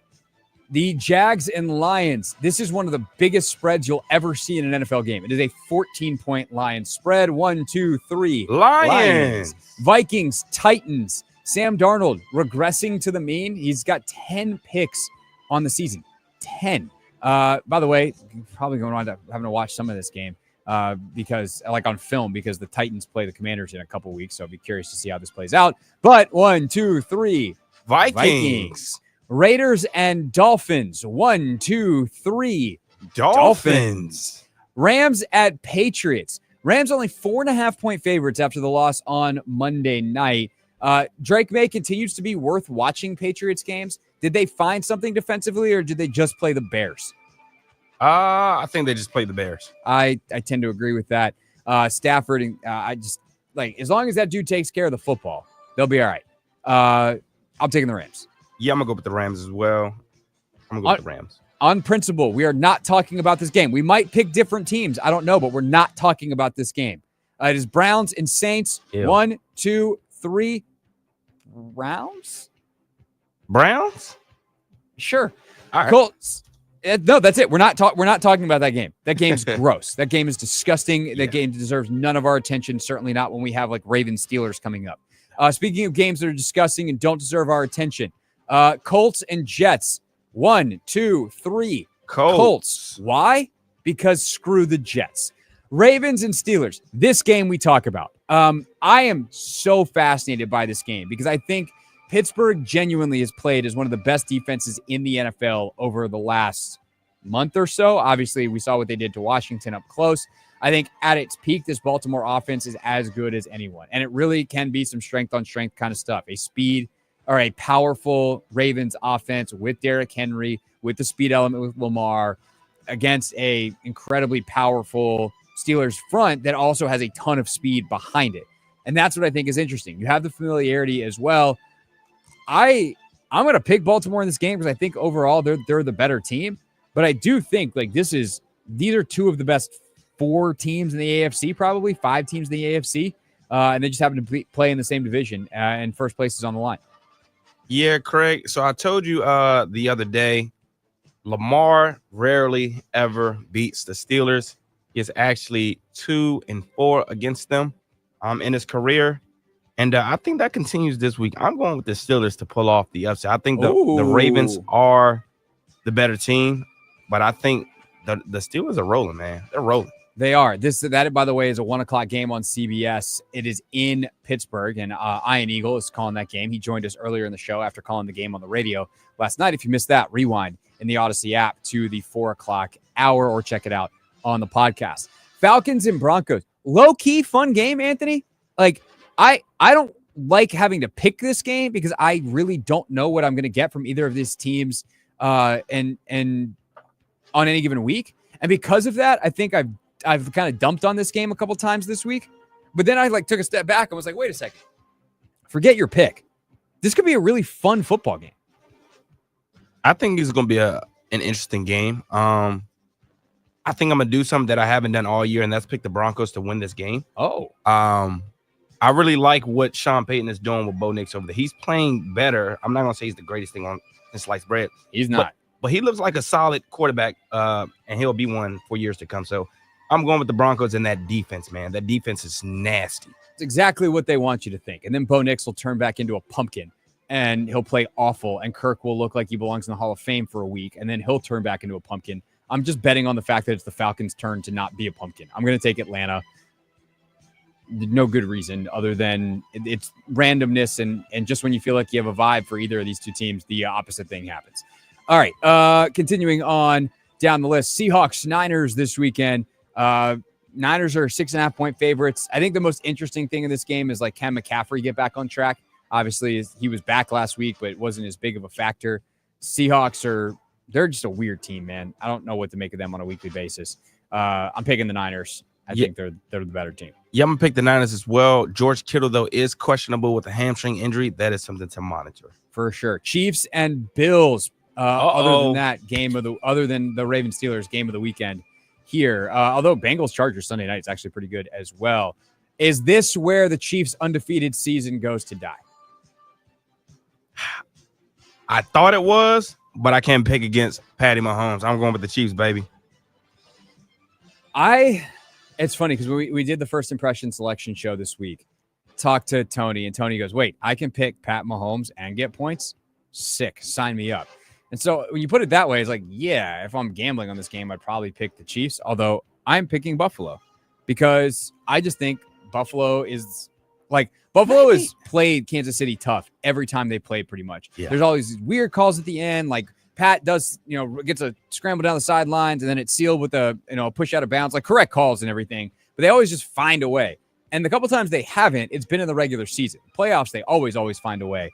And I just don't think this Chiefs team is playing well enough. I'm kind of playing the averages here that they're not an actual like undefeated caliber team. And so I'm going to take Buffalo in this one. Hey, Dalton Kincaid is also out of this game. So hurts, but like doesn't change my opinion. All right. Just letting you know. In part because my opinion's based on vibes. Bengals and Chargers. Chargers, 1.5 point favorites at home.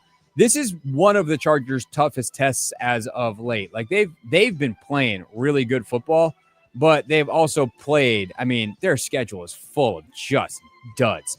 This season, they have played the Raiders, the Panthers, the Saints, the Browns, and the Titans. Wow. It's a lot of bad teams that they've beaten up on. They lost to the Cardinals. They lost to the Chiefs. They lost to the Steelers. They beat the Broncos. In many ways, like the Chargers are the AFC's Commanders. Yeah. Where like, it sounds like, Washington beat Arizona. That's a good win. That people can get mad about, but like that's a good win. That they beat Cincinnati. Well, let's see if Los Angeles can beat Cincinnati. They get T. Higgins back. That's enough for me to say, Cincinnati keeps on rolling offensively. I'm going to take the Bengals in the upset here. I think I'm going to go with the Bengals as well. I think a lot of people have been challenging the Bengals defense to finally step up. I think this is the week they do it. They're going to have to stop that run attack by the Chargers, though. That is going to be very tough. And last but not least, Monday Night Football this week. Texans, Cowboys. 1, 2, 3. Texans. All right.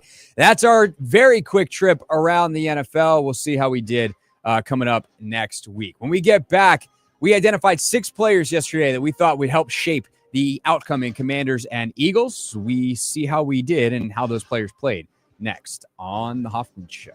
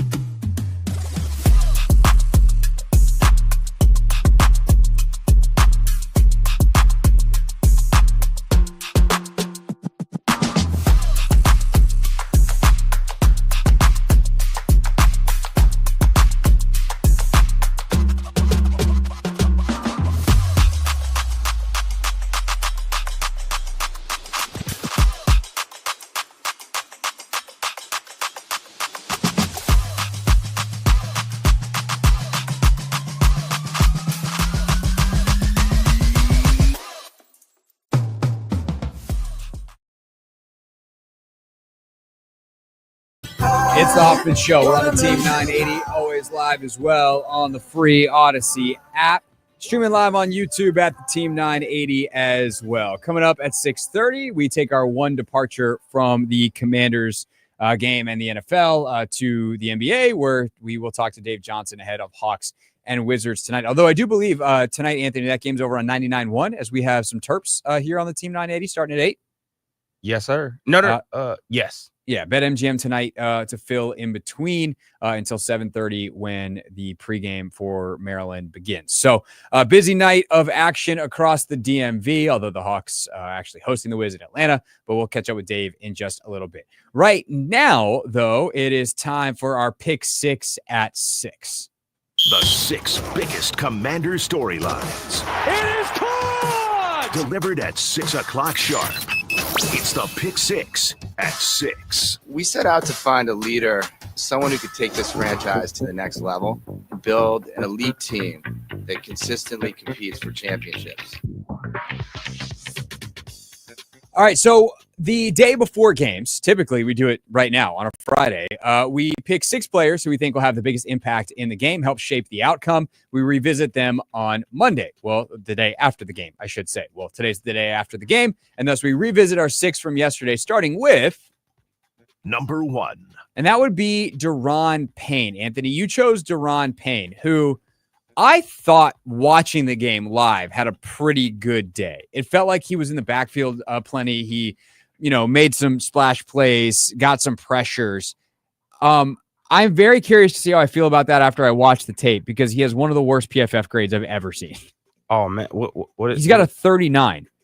He was also their best starting lineman. They graded out that defensive line so poorly in this game. Payne had a 39, Armstrong a 37, Fowler a 33, Mathis 30, Newton 28. Wow. By the way, Percy Butler had a 27. Oh, my gosh. So not ideal. For Payne, I mean, they credit him with 2 pressures. It felt like he had more than that. Guess not. I know had some TFLs or plays at the line of scrimmage. But here's the thing, I feel like some of those felt like he was pretty quick, but also then you look up and it was 2nd and 6.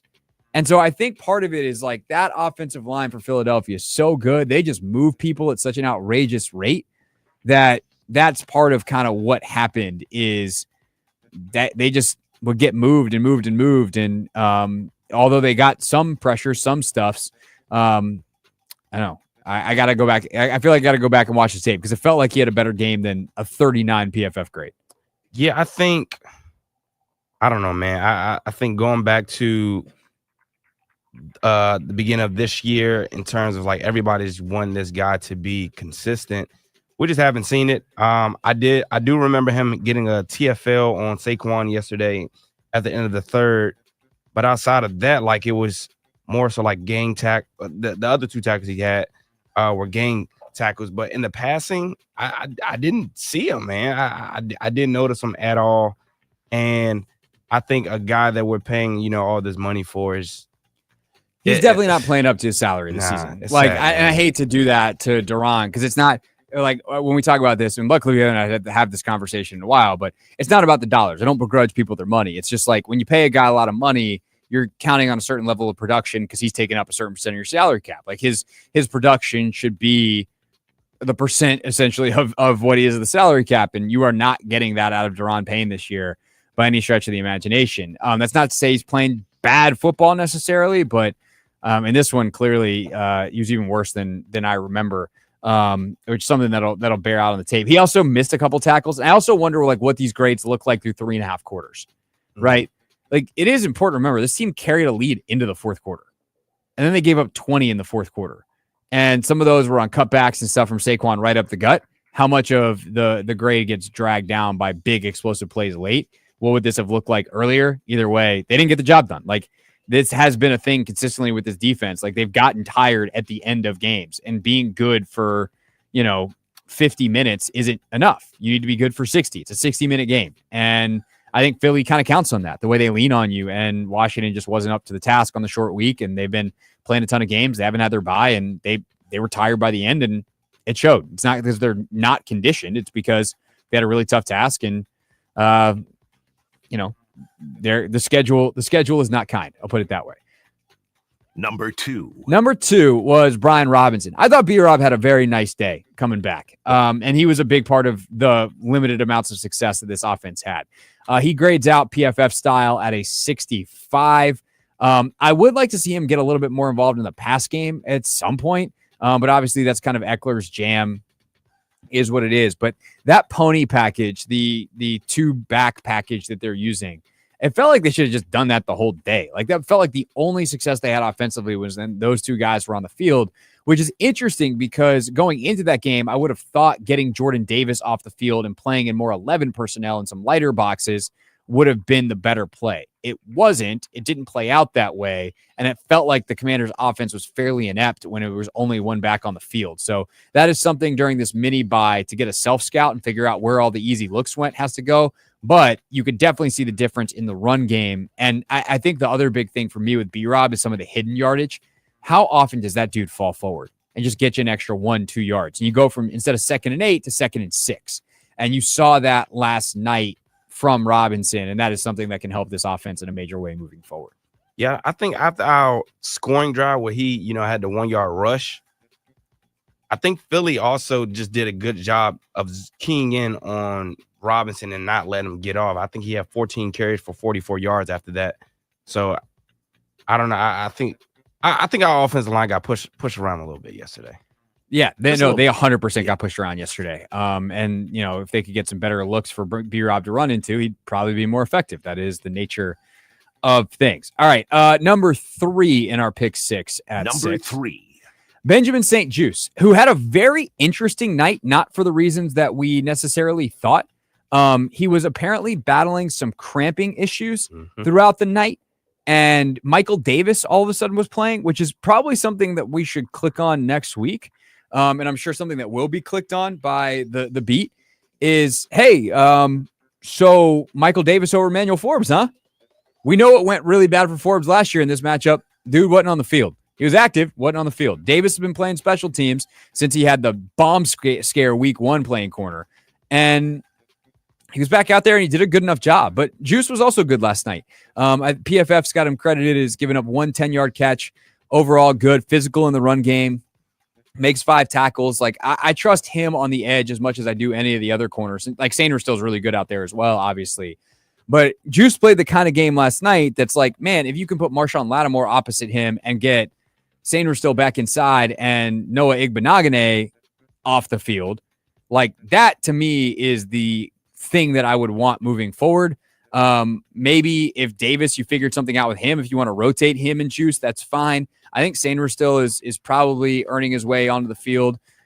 He made some great plays on the ball last night, but Juice had one of those nights where he wasn't targeted, which is the best thing for him. I realize it's not exactly a compliment for a corner, but like, he can shut a lot of stuff down. I'm surprised they didn't challenge him more. And with that, we'll see what happens, because hopefully in 10 days, Marshawn Lattimore's out there and we'll have the answers to all these corner questions. Yeah, I think St. Juice had a good game. I think also to like the point you were making yesterday about where St. Juice best is aligned on the field when they're in a cover 2. They play a decent amount of cover 2 in that first half, and I think it gave Hurts some problems. But outside of that, yeah, he did a good job tackling. I mean, the passing game never really got going for Philly. That's the thing. It's like they then scored on the ground. Like, Jalen Hurts in this game grades out 74, but that's because he had a 78.9 like run game or run grade. From a passing standpoint, like 18 for 28, 221, and like the 3 came from the Saquon like drop off. Like, most of that was yards after catch, and then the one big play to and AJ? Like yards after catch because the Commanders goof stuff up.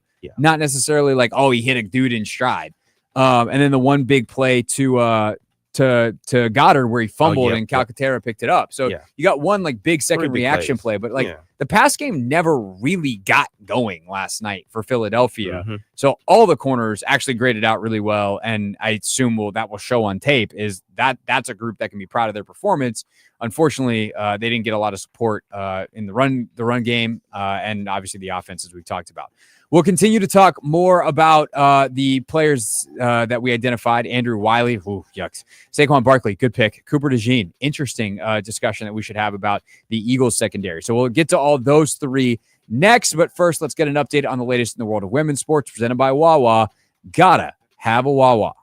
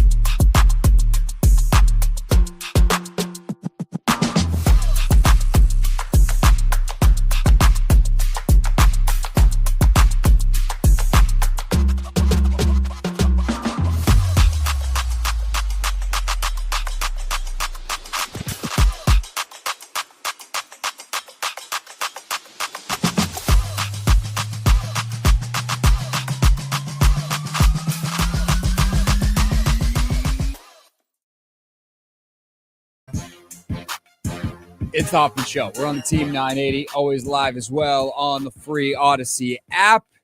And in 10 minutes, we will talk with Dave Johnson live from Atlanta, where the Wizards will take on the Hawks tonight. We continue now with our Pick 6 at 6, taking a look at some of the players that we thought would help shape the Commanders' performance against the Eagles, either whether they were Commanders or whether they were Eagles. And number 4 on our list. Number 4 is Andrew Wiley. Wiley had an interesting game, I guess. Like, definitely better that he was back, but definitely was not some kind of masterclass.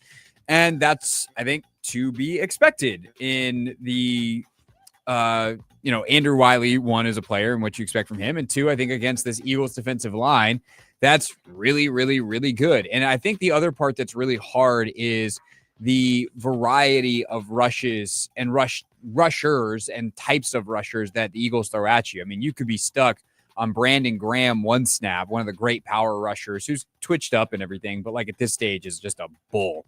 And then Nolan Smith next time, who's super lanky and runs a 4.3.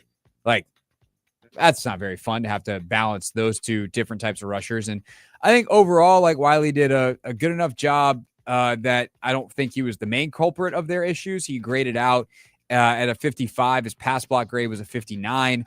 But the thing is, like, his run grade was a 48, and they just could not get that run game going. And I definitely think he was a part of that. You know, again, I give more credit to the Eagles on that than I do anything adjacent to the Commanders. But if we're evaluating the Commanders, like, clearly they needed to do a better job. Yeah, definitely in the run game, there were a lot of fits, and I credit Jalen Carter. He was just quicker than everybody, stronger than everybody. You mentioned that we had 3 cracks at converting, a 2nd and 1. And Jalen Carter every time blew it up because either Wiley was too slow as Cosme was pulling, or, he didn't want to necessarily get a holding penalty. It was just, we got to be quicker. And, they just beat us to the punch every single time. They sure did. Wiley definitely a part of that. Again, I think Coleman probably has a worse day. Allegretti did not have a good day. That left side was a mess last night, and we'll talk about that more next week when we get a chance to look at the All-22 and study it a lot more. Number 5. It's Saquon Barkley. I mean, what are we gonna say? I mean, to be honest, we did a solid job on Saquon right up until the moment that they didn't. Yeah, I mean, the fourth quarter. Once the fourth quarter hit, it was cursed because up until the third quarter, he had 20 rushes, 69 yards. He had a couple of catches where he was actually killing us in the ground. I mean, he had the one big catch. That's what I'll say. Well, that's the thing, is right. They did a pretty good job of containing him, keeping eyes on him. Yeah, and even on that play, like, that's the play where the game completely shifted. And this Eagles offense has kind of been like that this year, is they wait for Saquon to make a play. And it's why I think Saquon should legitimately be in the MVP conversation, because without him, without his ability to break the big one, they're screwed. Yep. Maybe not screwed. Maybe that's a little strong because they still have AJ and Devontae, and, Jalen does some stuff every once in a while, but like they rely on him to bust things open.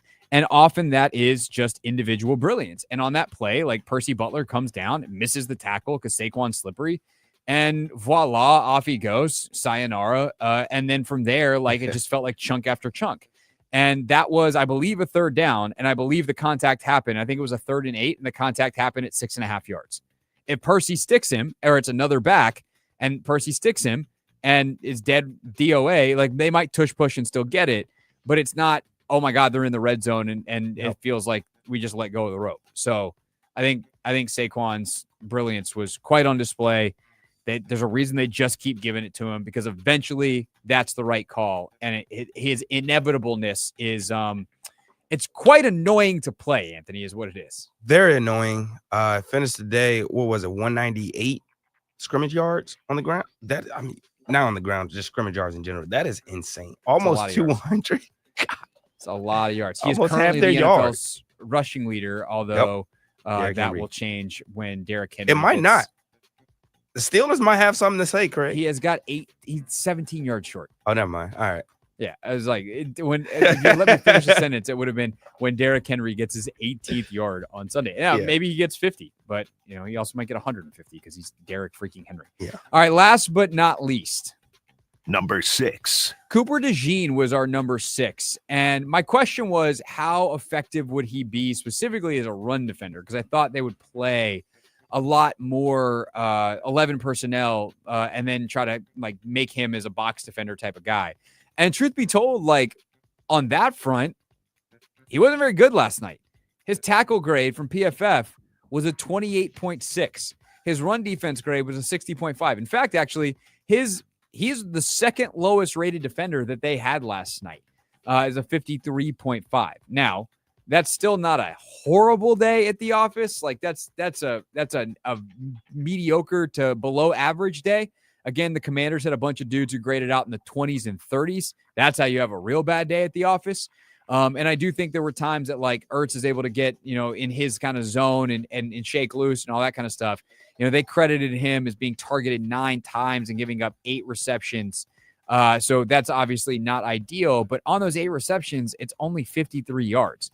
So he, for the most part, did a good job of keeping everything in front of him. No big bust. And then obviously, there was nothing killer in the run game that really stands out either. So, DeJean, I think he also made some plays where you see the physicality, you see why they like that kid. And overall, that Eagles defense was just awesome. Can't say enough good things. And I haven't even had a chance to watch the tape yet. And I know how good that tape is going to be.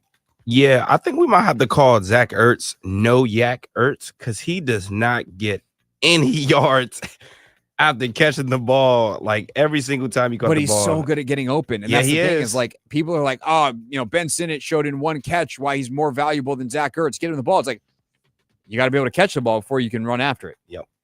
Catch is more important than yards after catch. Mm-hmm. And I know that's frustrating, but if you don't have the catch, that's also 0 yards after. It would be nice if he could get open, but also you got to think of how a lot of his catches come. They're not on these slants where they're trying to get him in space or big open plays downfield. He's getting in tight spaces, finding the area that the window's that big, and it's got to be right now. And he's been relatively, outside of the one slant route last week that he dropped, relatively sure-handed.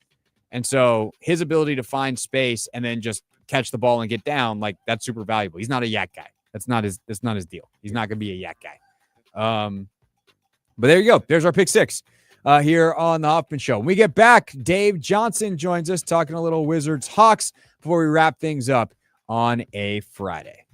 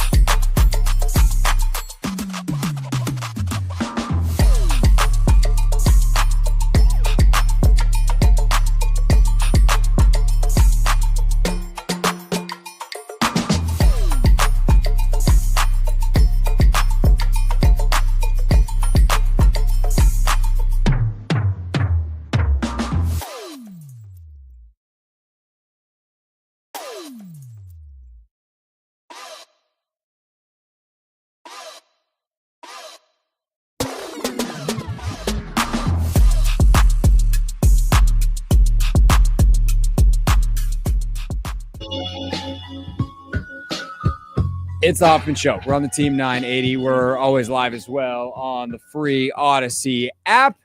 We are typically your home for Wizards basketball, but we are also your home for Maryland basketball. And tonight we got the Terps here on the Team 980, which means that game one of the NBA Cup for the Wizards will be over on Bloomberg 99.1. But that does not mean we can't have Dave Johnson on the show to talk about it. And that does mean that Dave, Anthony, if we could, needs his proper introduction.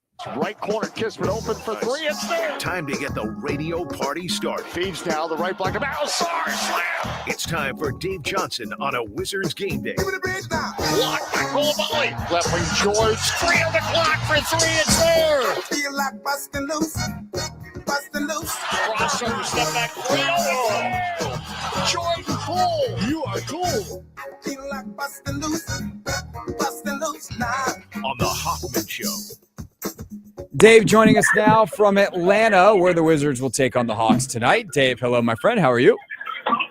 Well, I know it's time to be on your show when I'm on the road because it's the point where the speakers are the loudest in this State Farm arena here. They're playing a lot of music and rocking and rolling. And they're feeling pretty good down here because the Hawks just had a 1-point win over the Celtics in Boston, and obviously want to get back at the Wizards, who have beaten them twice. In fact, the only 2 wins out of the first game, the first 10 for the Wizards, were against the Atlanta Hawks. So, and you pointed out the start of the NBA Emirates Cup.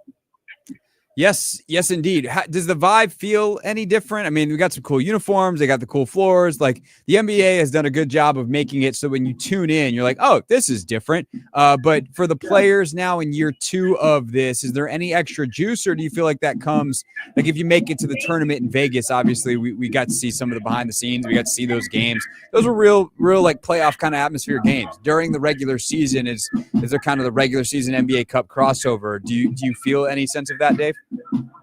Yeah, you know what?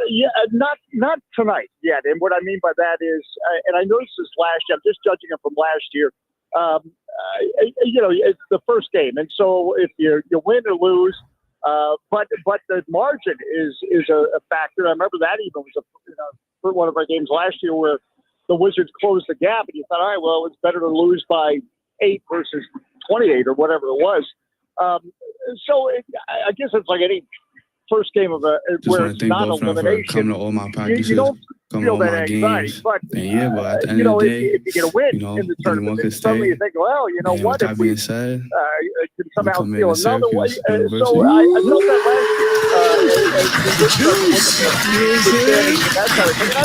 last year. I think, if I remember correctly, there was a lot of cynicism about it, and a lot of saying, oh, well, what kind of difference is it going to make? And it doesn't, they're not playing for a playoff spot and this and that. But I credit the NBA again for, everybody yells and screams about, November and December, the games don't have meaning and da-da-da-da. So the NBA addressed that. And they try something. And many leagues, will talk about something, but the NBA forged ahead and said, we're going to do this and put some real juice behind it, including, these courts, for example, are $100,000. Last I checked. Not that I price basketball courts very often, but the fact there's a special court for these games, that says something. And it does. Part of that is that the NBA wanted people, if it wasn't a special court, let's face it, a lot of people just cruising by or even attending the game wouldn't realize that something different was going on. But it's center court of every team is the cup that they're playing for. So I credit it. And to your point about, a buzz first night, maybe not from the Wizards standpoint because we're just finishing a 5-game road trip. I watched the Spirit face Gotham FC and this Saturday in WSL semifinal game for a chance to head to the championship. Every now and then you have to play on I want to Tuesday see Audie Field loud, fill it out. rocking. Dave Johnson, Wizards play-by-play, of course, with us here on the Hoffman Show. And again, tonight's game on Bloomberg 99.1 as we got the Terps here on the Team 980. So last time out for Washington, they got 50 dropped on them by Victor Wembanyama. That the first of what we assume will be many. He's very good. But Jordan Poole also had his best game as a Wizard, 42 points in that game, Dave. What was different for Jordan in that game, or was it different, compared to the way he's been playing? Obviously, a lot more shots went in, but what was special about it in your mind? Well, he's just had a good season, and it starts on defense. I mean, he had, again, 2 steals, but he just, his aggression on defense leads to aggression on offense. So we're just, in a lot of ways, seeing a continuation of what we saw at the end of last season, and he's just happy. This is what happens when he's happy and comfortable, and I'm not saying he wasn't happy at the start of last season, but he wasn't comfortable, and I think that was what was misread. That I mean, he was working so hard to fit in. He's very much, a team player. You talk to him, he's very introspective. So, the first part of last year went on. It was not, the ball's not in my hands. I'm not the point guard. I can't do this. He was trying. He was trying very hard to fit in. And that's why they made the decision. If you remember, we still had Tyus Jones starting at the point. They made the decision to bring Jordan off the bench. And he embraced that because, that's going to give me a chance to be better and put him in a better chance to succeed. And he ended up starting after Tyus Jones went down to injury. So I can see it in his demeanor. He's just playing basketball. And, that's good for the Wizards because, we need Jordan Poole. We need a Kyle Kuzma to get back in rhythm. And you made a great point about Victor Wembanyama. Let's face it, he got the best of Alex Sarr by a long shot. But you know what? It also showed the experience when you're defending something like that. Jonas Valanciunas is nowhere near, he's near the size of Wembanyama, but doesn't have the versatility and athleticism. However, when the Wizards were down by 16 in the first quarter, a big reason why they were able to come back, they bring a guy like Jonas Valanciunas in. He has a double-double by halftime, for goodness sakes.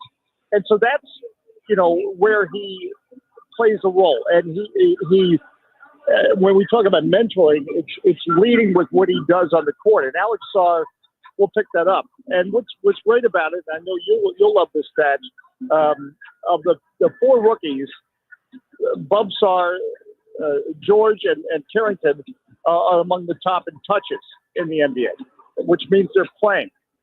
Alex Sarr gotten beaten badly by Wembanyama the other night, although he's 11th in the league, the entire league, in screen assists.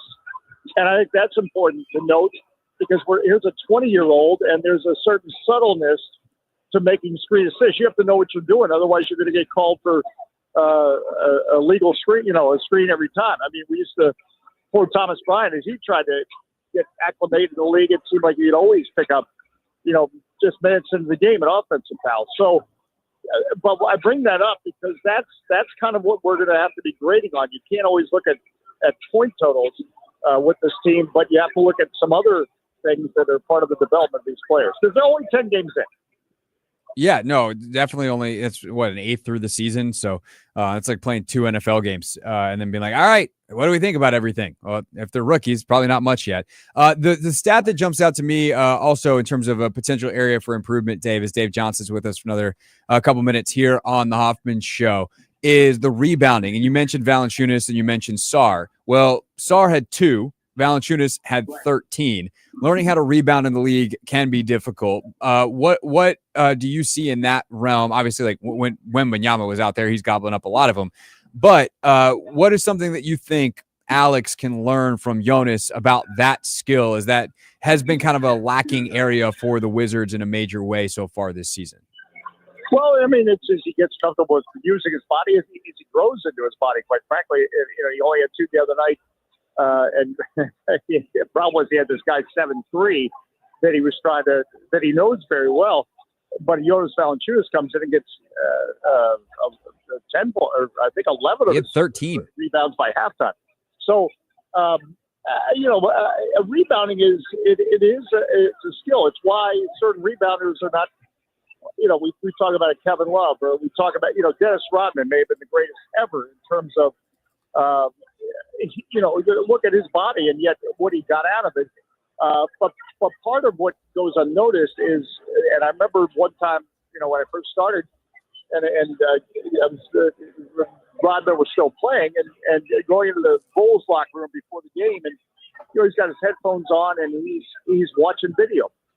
And what made him a great rebounder was not only his want to and his desire, but he could tell, all right, well, so-and-so likes to shoot from there, and I should expect the rebound to come off this way. So, believe me, a lot of rebounding is want to and compete. I'm not trying to make it out now to be like a chess match, but there's certain nuances about it that a Kevin Love or a Robin have certainly perfected and helped them. And I watch it with Bub Carrington. I mean, here's a 6-foot guard who's averaging about 5 rebounds a game. A 6'4" guard, pardon me, averaging 5 rebounds a game. I think I shared that stat with you that the 3 rookies in front of him in rebounding average 7 feet in height. So he gives up about 8 inches, 7 inches to the guys in front of him. And obviously that's skewed because Zach Edey is one of them. He's 7'4". So it's going to be, I don't want to keep saying work in progress because this is what this whole season is about. But yeah, against different opponents, Alex Sarr, hope, let's see how he does the next time against Wembanyama. And that's part of, what we're going through right now. It's the season of discovery. And there's going to be moments, where you say, wow. And then your moments like, wow, you've got to learn from that. No doubt. And the discovery continues tonight in Atlanta. We'll see if the Wizards can discover their 3rd win on the season. Dave and Glenn on the call. 7:15 pregame, I believe, Dave, tonight? Correct. 7:15 on 99.1 if you want to join us for that. It's great. You have Johnny Holiday and Maryland basketball on 980. So we got a lot of basketball going on. Indeed. It is hoop season. As we spent most of the show on football, hey Dave, it's nice that we're in the middle of November and it's still football season because it's been a couple years since we had that, but it is definitely hoop season as well. Dave, have a great weekend, my friend, and we will talk to you next week. Sounds good. All right, that's Dave Johnson with us live from Atlanta. Again, the Wizards tonight over on Bloomberg 99.1 Terps here on the Team 980. When we get back, we will wrap up the show. And by the way, a quick preview. There's a playoff game in D.C. this weekend. I want to talk about it and final thoughts on the Commanders' loss to the Eagles as well. Here on the Hoffman Show on the Team 980 and always live as well on the free Odyssey app.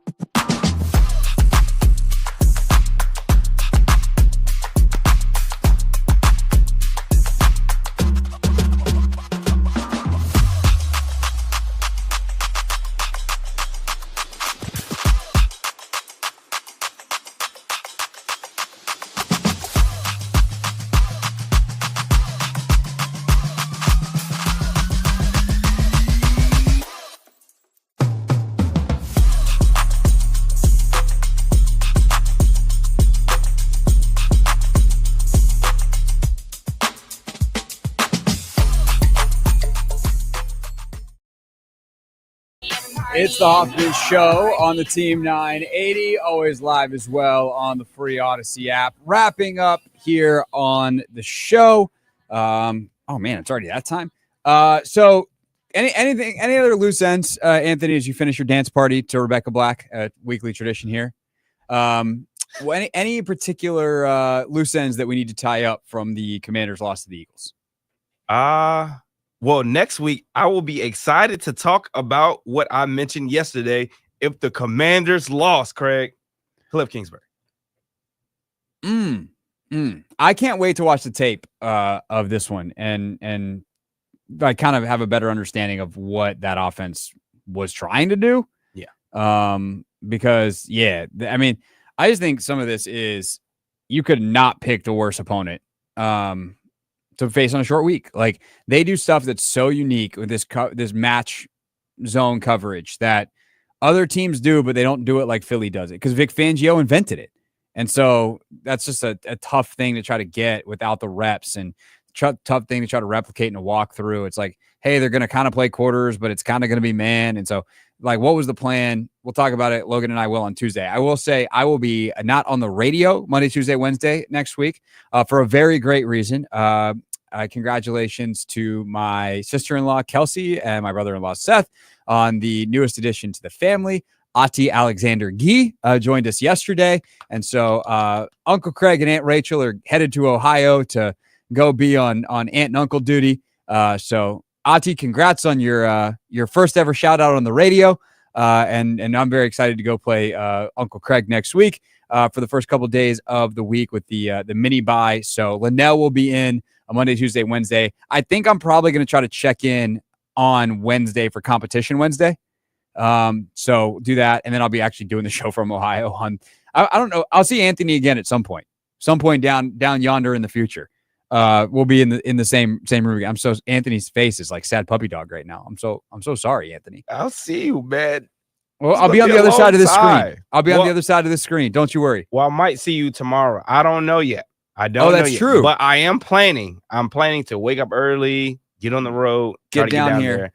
Yeah. So I might see Anthony in person tomorrow after I run a half marathon. Yes. So that would be cool. It'd be hilarious. The only place I'm going to see you for like a week and a half is in Richmond after I run a half marathon. Because Anthony's got to be down here for something different. So yeah, we'll be down. I'll be off Monday, Tuesday, Wednesday. We are going to do Take Command. I'm bringing the microphone and everything to Ohio, and then I'm doing the show from there on Thursday, Friday. Be back in DC the week after. But I got a TV. Everything will work. It'll be fine. It'll be the same radio. If you're listening on the radio, it'll be the same show. If you watch on YouTube, I'll have a different background. It'll be fine. Other than that, tomorrow, noon. Hoping that I get a chance to watch this game in full. We'll see how the timing works out. But Washington Spirit are going to face Gotham FC for a chance to go to the NWSL final. These have arguably been the best two teams over the last month and a half of the NWSL season. Washington doing it in spite of a whole bunch of terrible injuries that have really messed up their midfield, but still their attacking power is as potent as anyone in the league. Trinity Rodman is still Trinity Rodman. She's an MVP finalist for a reason. They get Rosamond Kwasi back off of suspension. So the speed that Washington has on the edge is tremendous in this game. Going to really challenge Gotham's defense. But Gotham also has maybe the most coordinated technical attack in the league. And Washington does not have Andy Sullivan to coordinate their defense. So it's going to a lot falling on Hal Hirschfeld and Tara McKeown. Tara nominated for Defender of the Year, which is awesome, but it's still just her second year in defense. A lot of responsibility on her, a lot on Aubrey Kingsbury as the goalkeeper, obviously, to keep things organized. And it should be a lot of fun. If you want a ticket, they actually just released earlier this afternoon an extended amount of standing room only tickets. But that is all that is available because it's sold out. It's a blackout game. So if you want to go and stand, wear a black t-shirt, get your ticket, go. It's going to be a blast. I'm really sad I can't be there, but I have a lot of running to do. And with that, Anthony, I do believe it is time for Real Things Real People Said and Real Microphones on this topic. Real things. We're not going to be sucked this year. Real people. 5-11, not very good. Said into real microphones. You know, the culture is actually damn good. All righty. If I didn't convince you to watch or go to this game, may I interest you in Spirit co-owner Magic Johnson? All right, Spirit fans. Our Washington Spirit face Gotham FC in this Saturday's NWSL semifinal game for a chance to head to the championship. I want to see Audi Field loud, rocking, and all in black for this sellout blackout game. Rise up, DC. Let's go, Spirit. No one can ever say that Magic didn't give everything his all. What a joy of a human being. Nah, watching it, hearing it, he got me excited, man. He fired up. He got me excited. Ready to go. He'll be out there, I'm sure. Yeah, I can't wait for this game. Magic firing me up or not.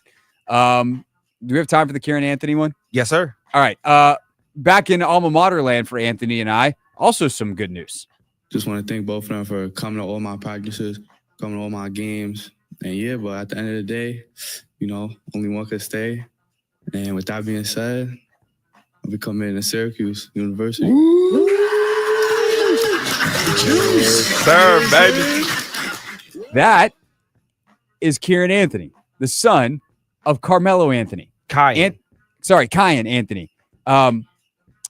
We're old. We are. We're old. That's what that means. We're removed.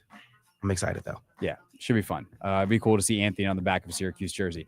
All right, that's it. That's all. That's our show. Have a great weekend. Talk to you all next week. The Team 980 and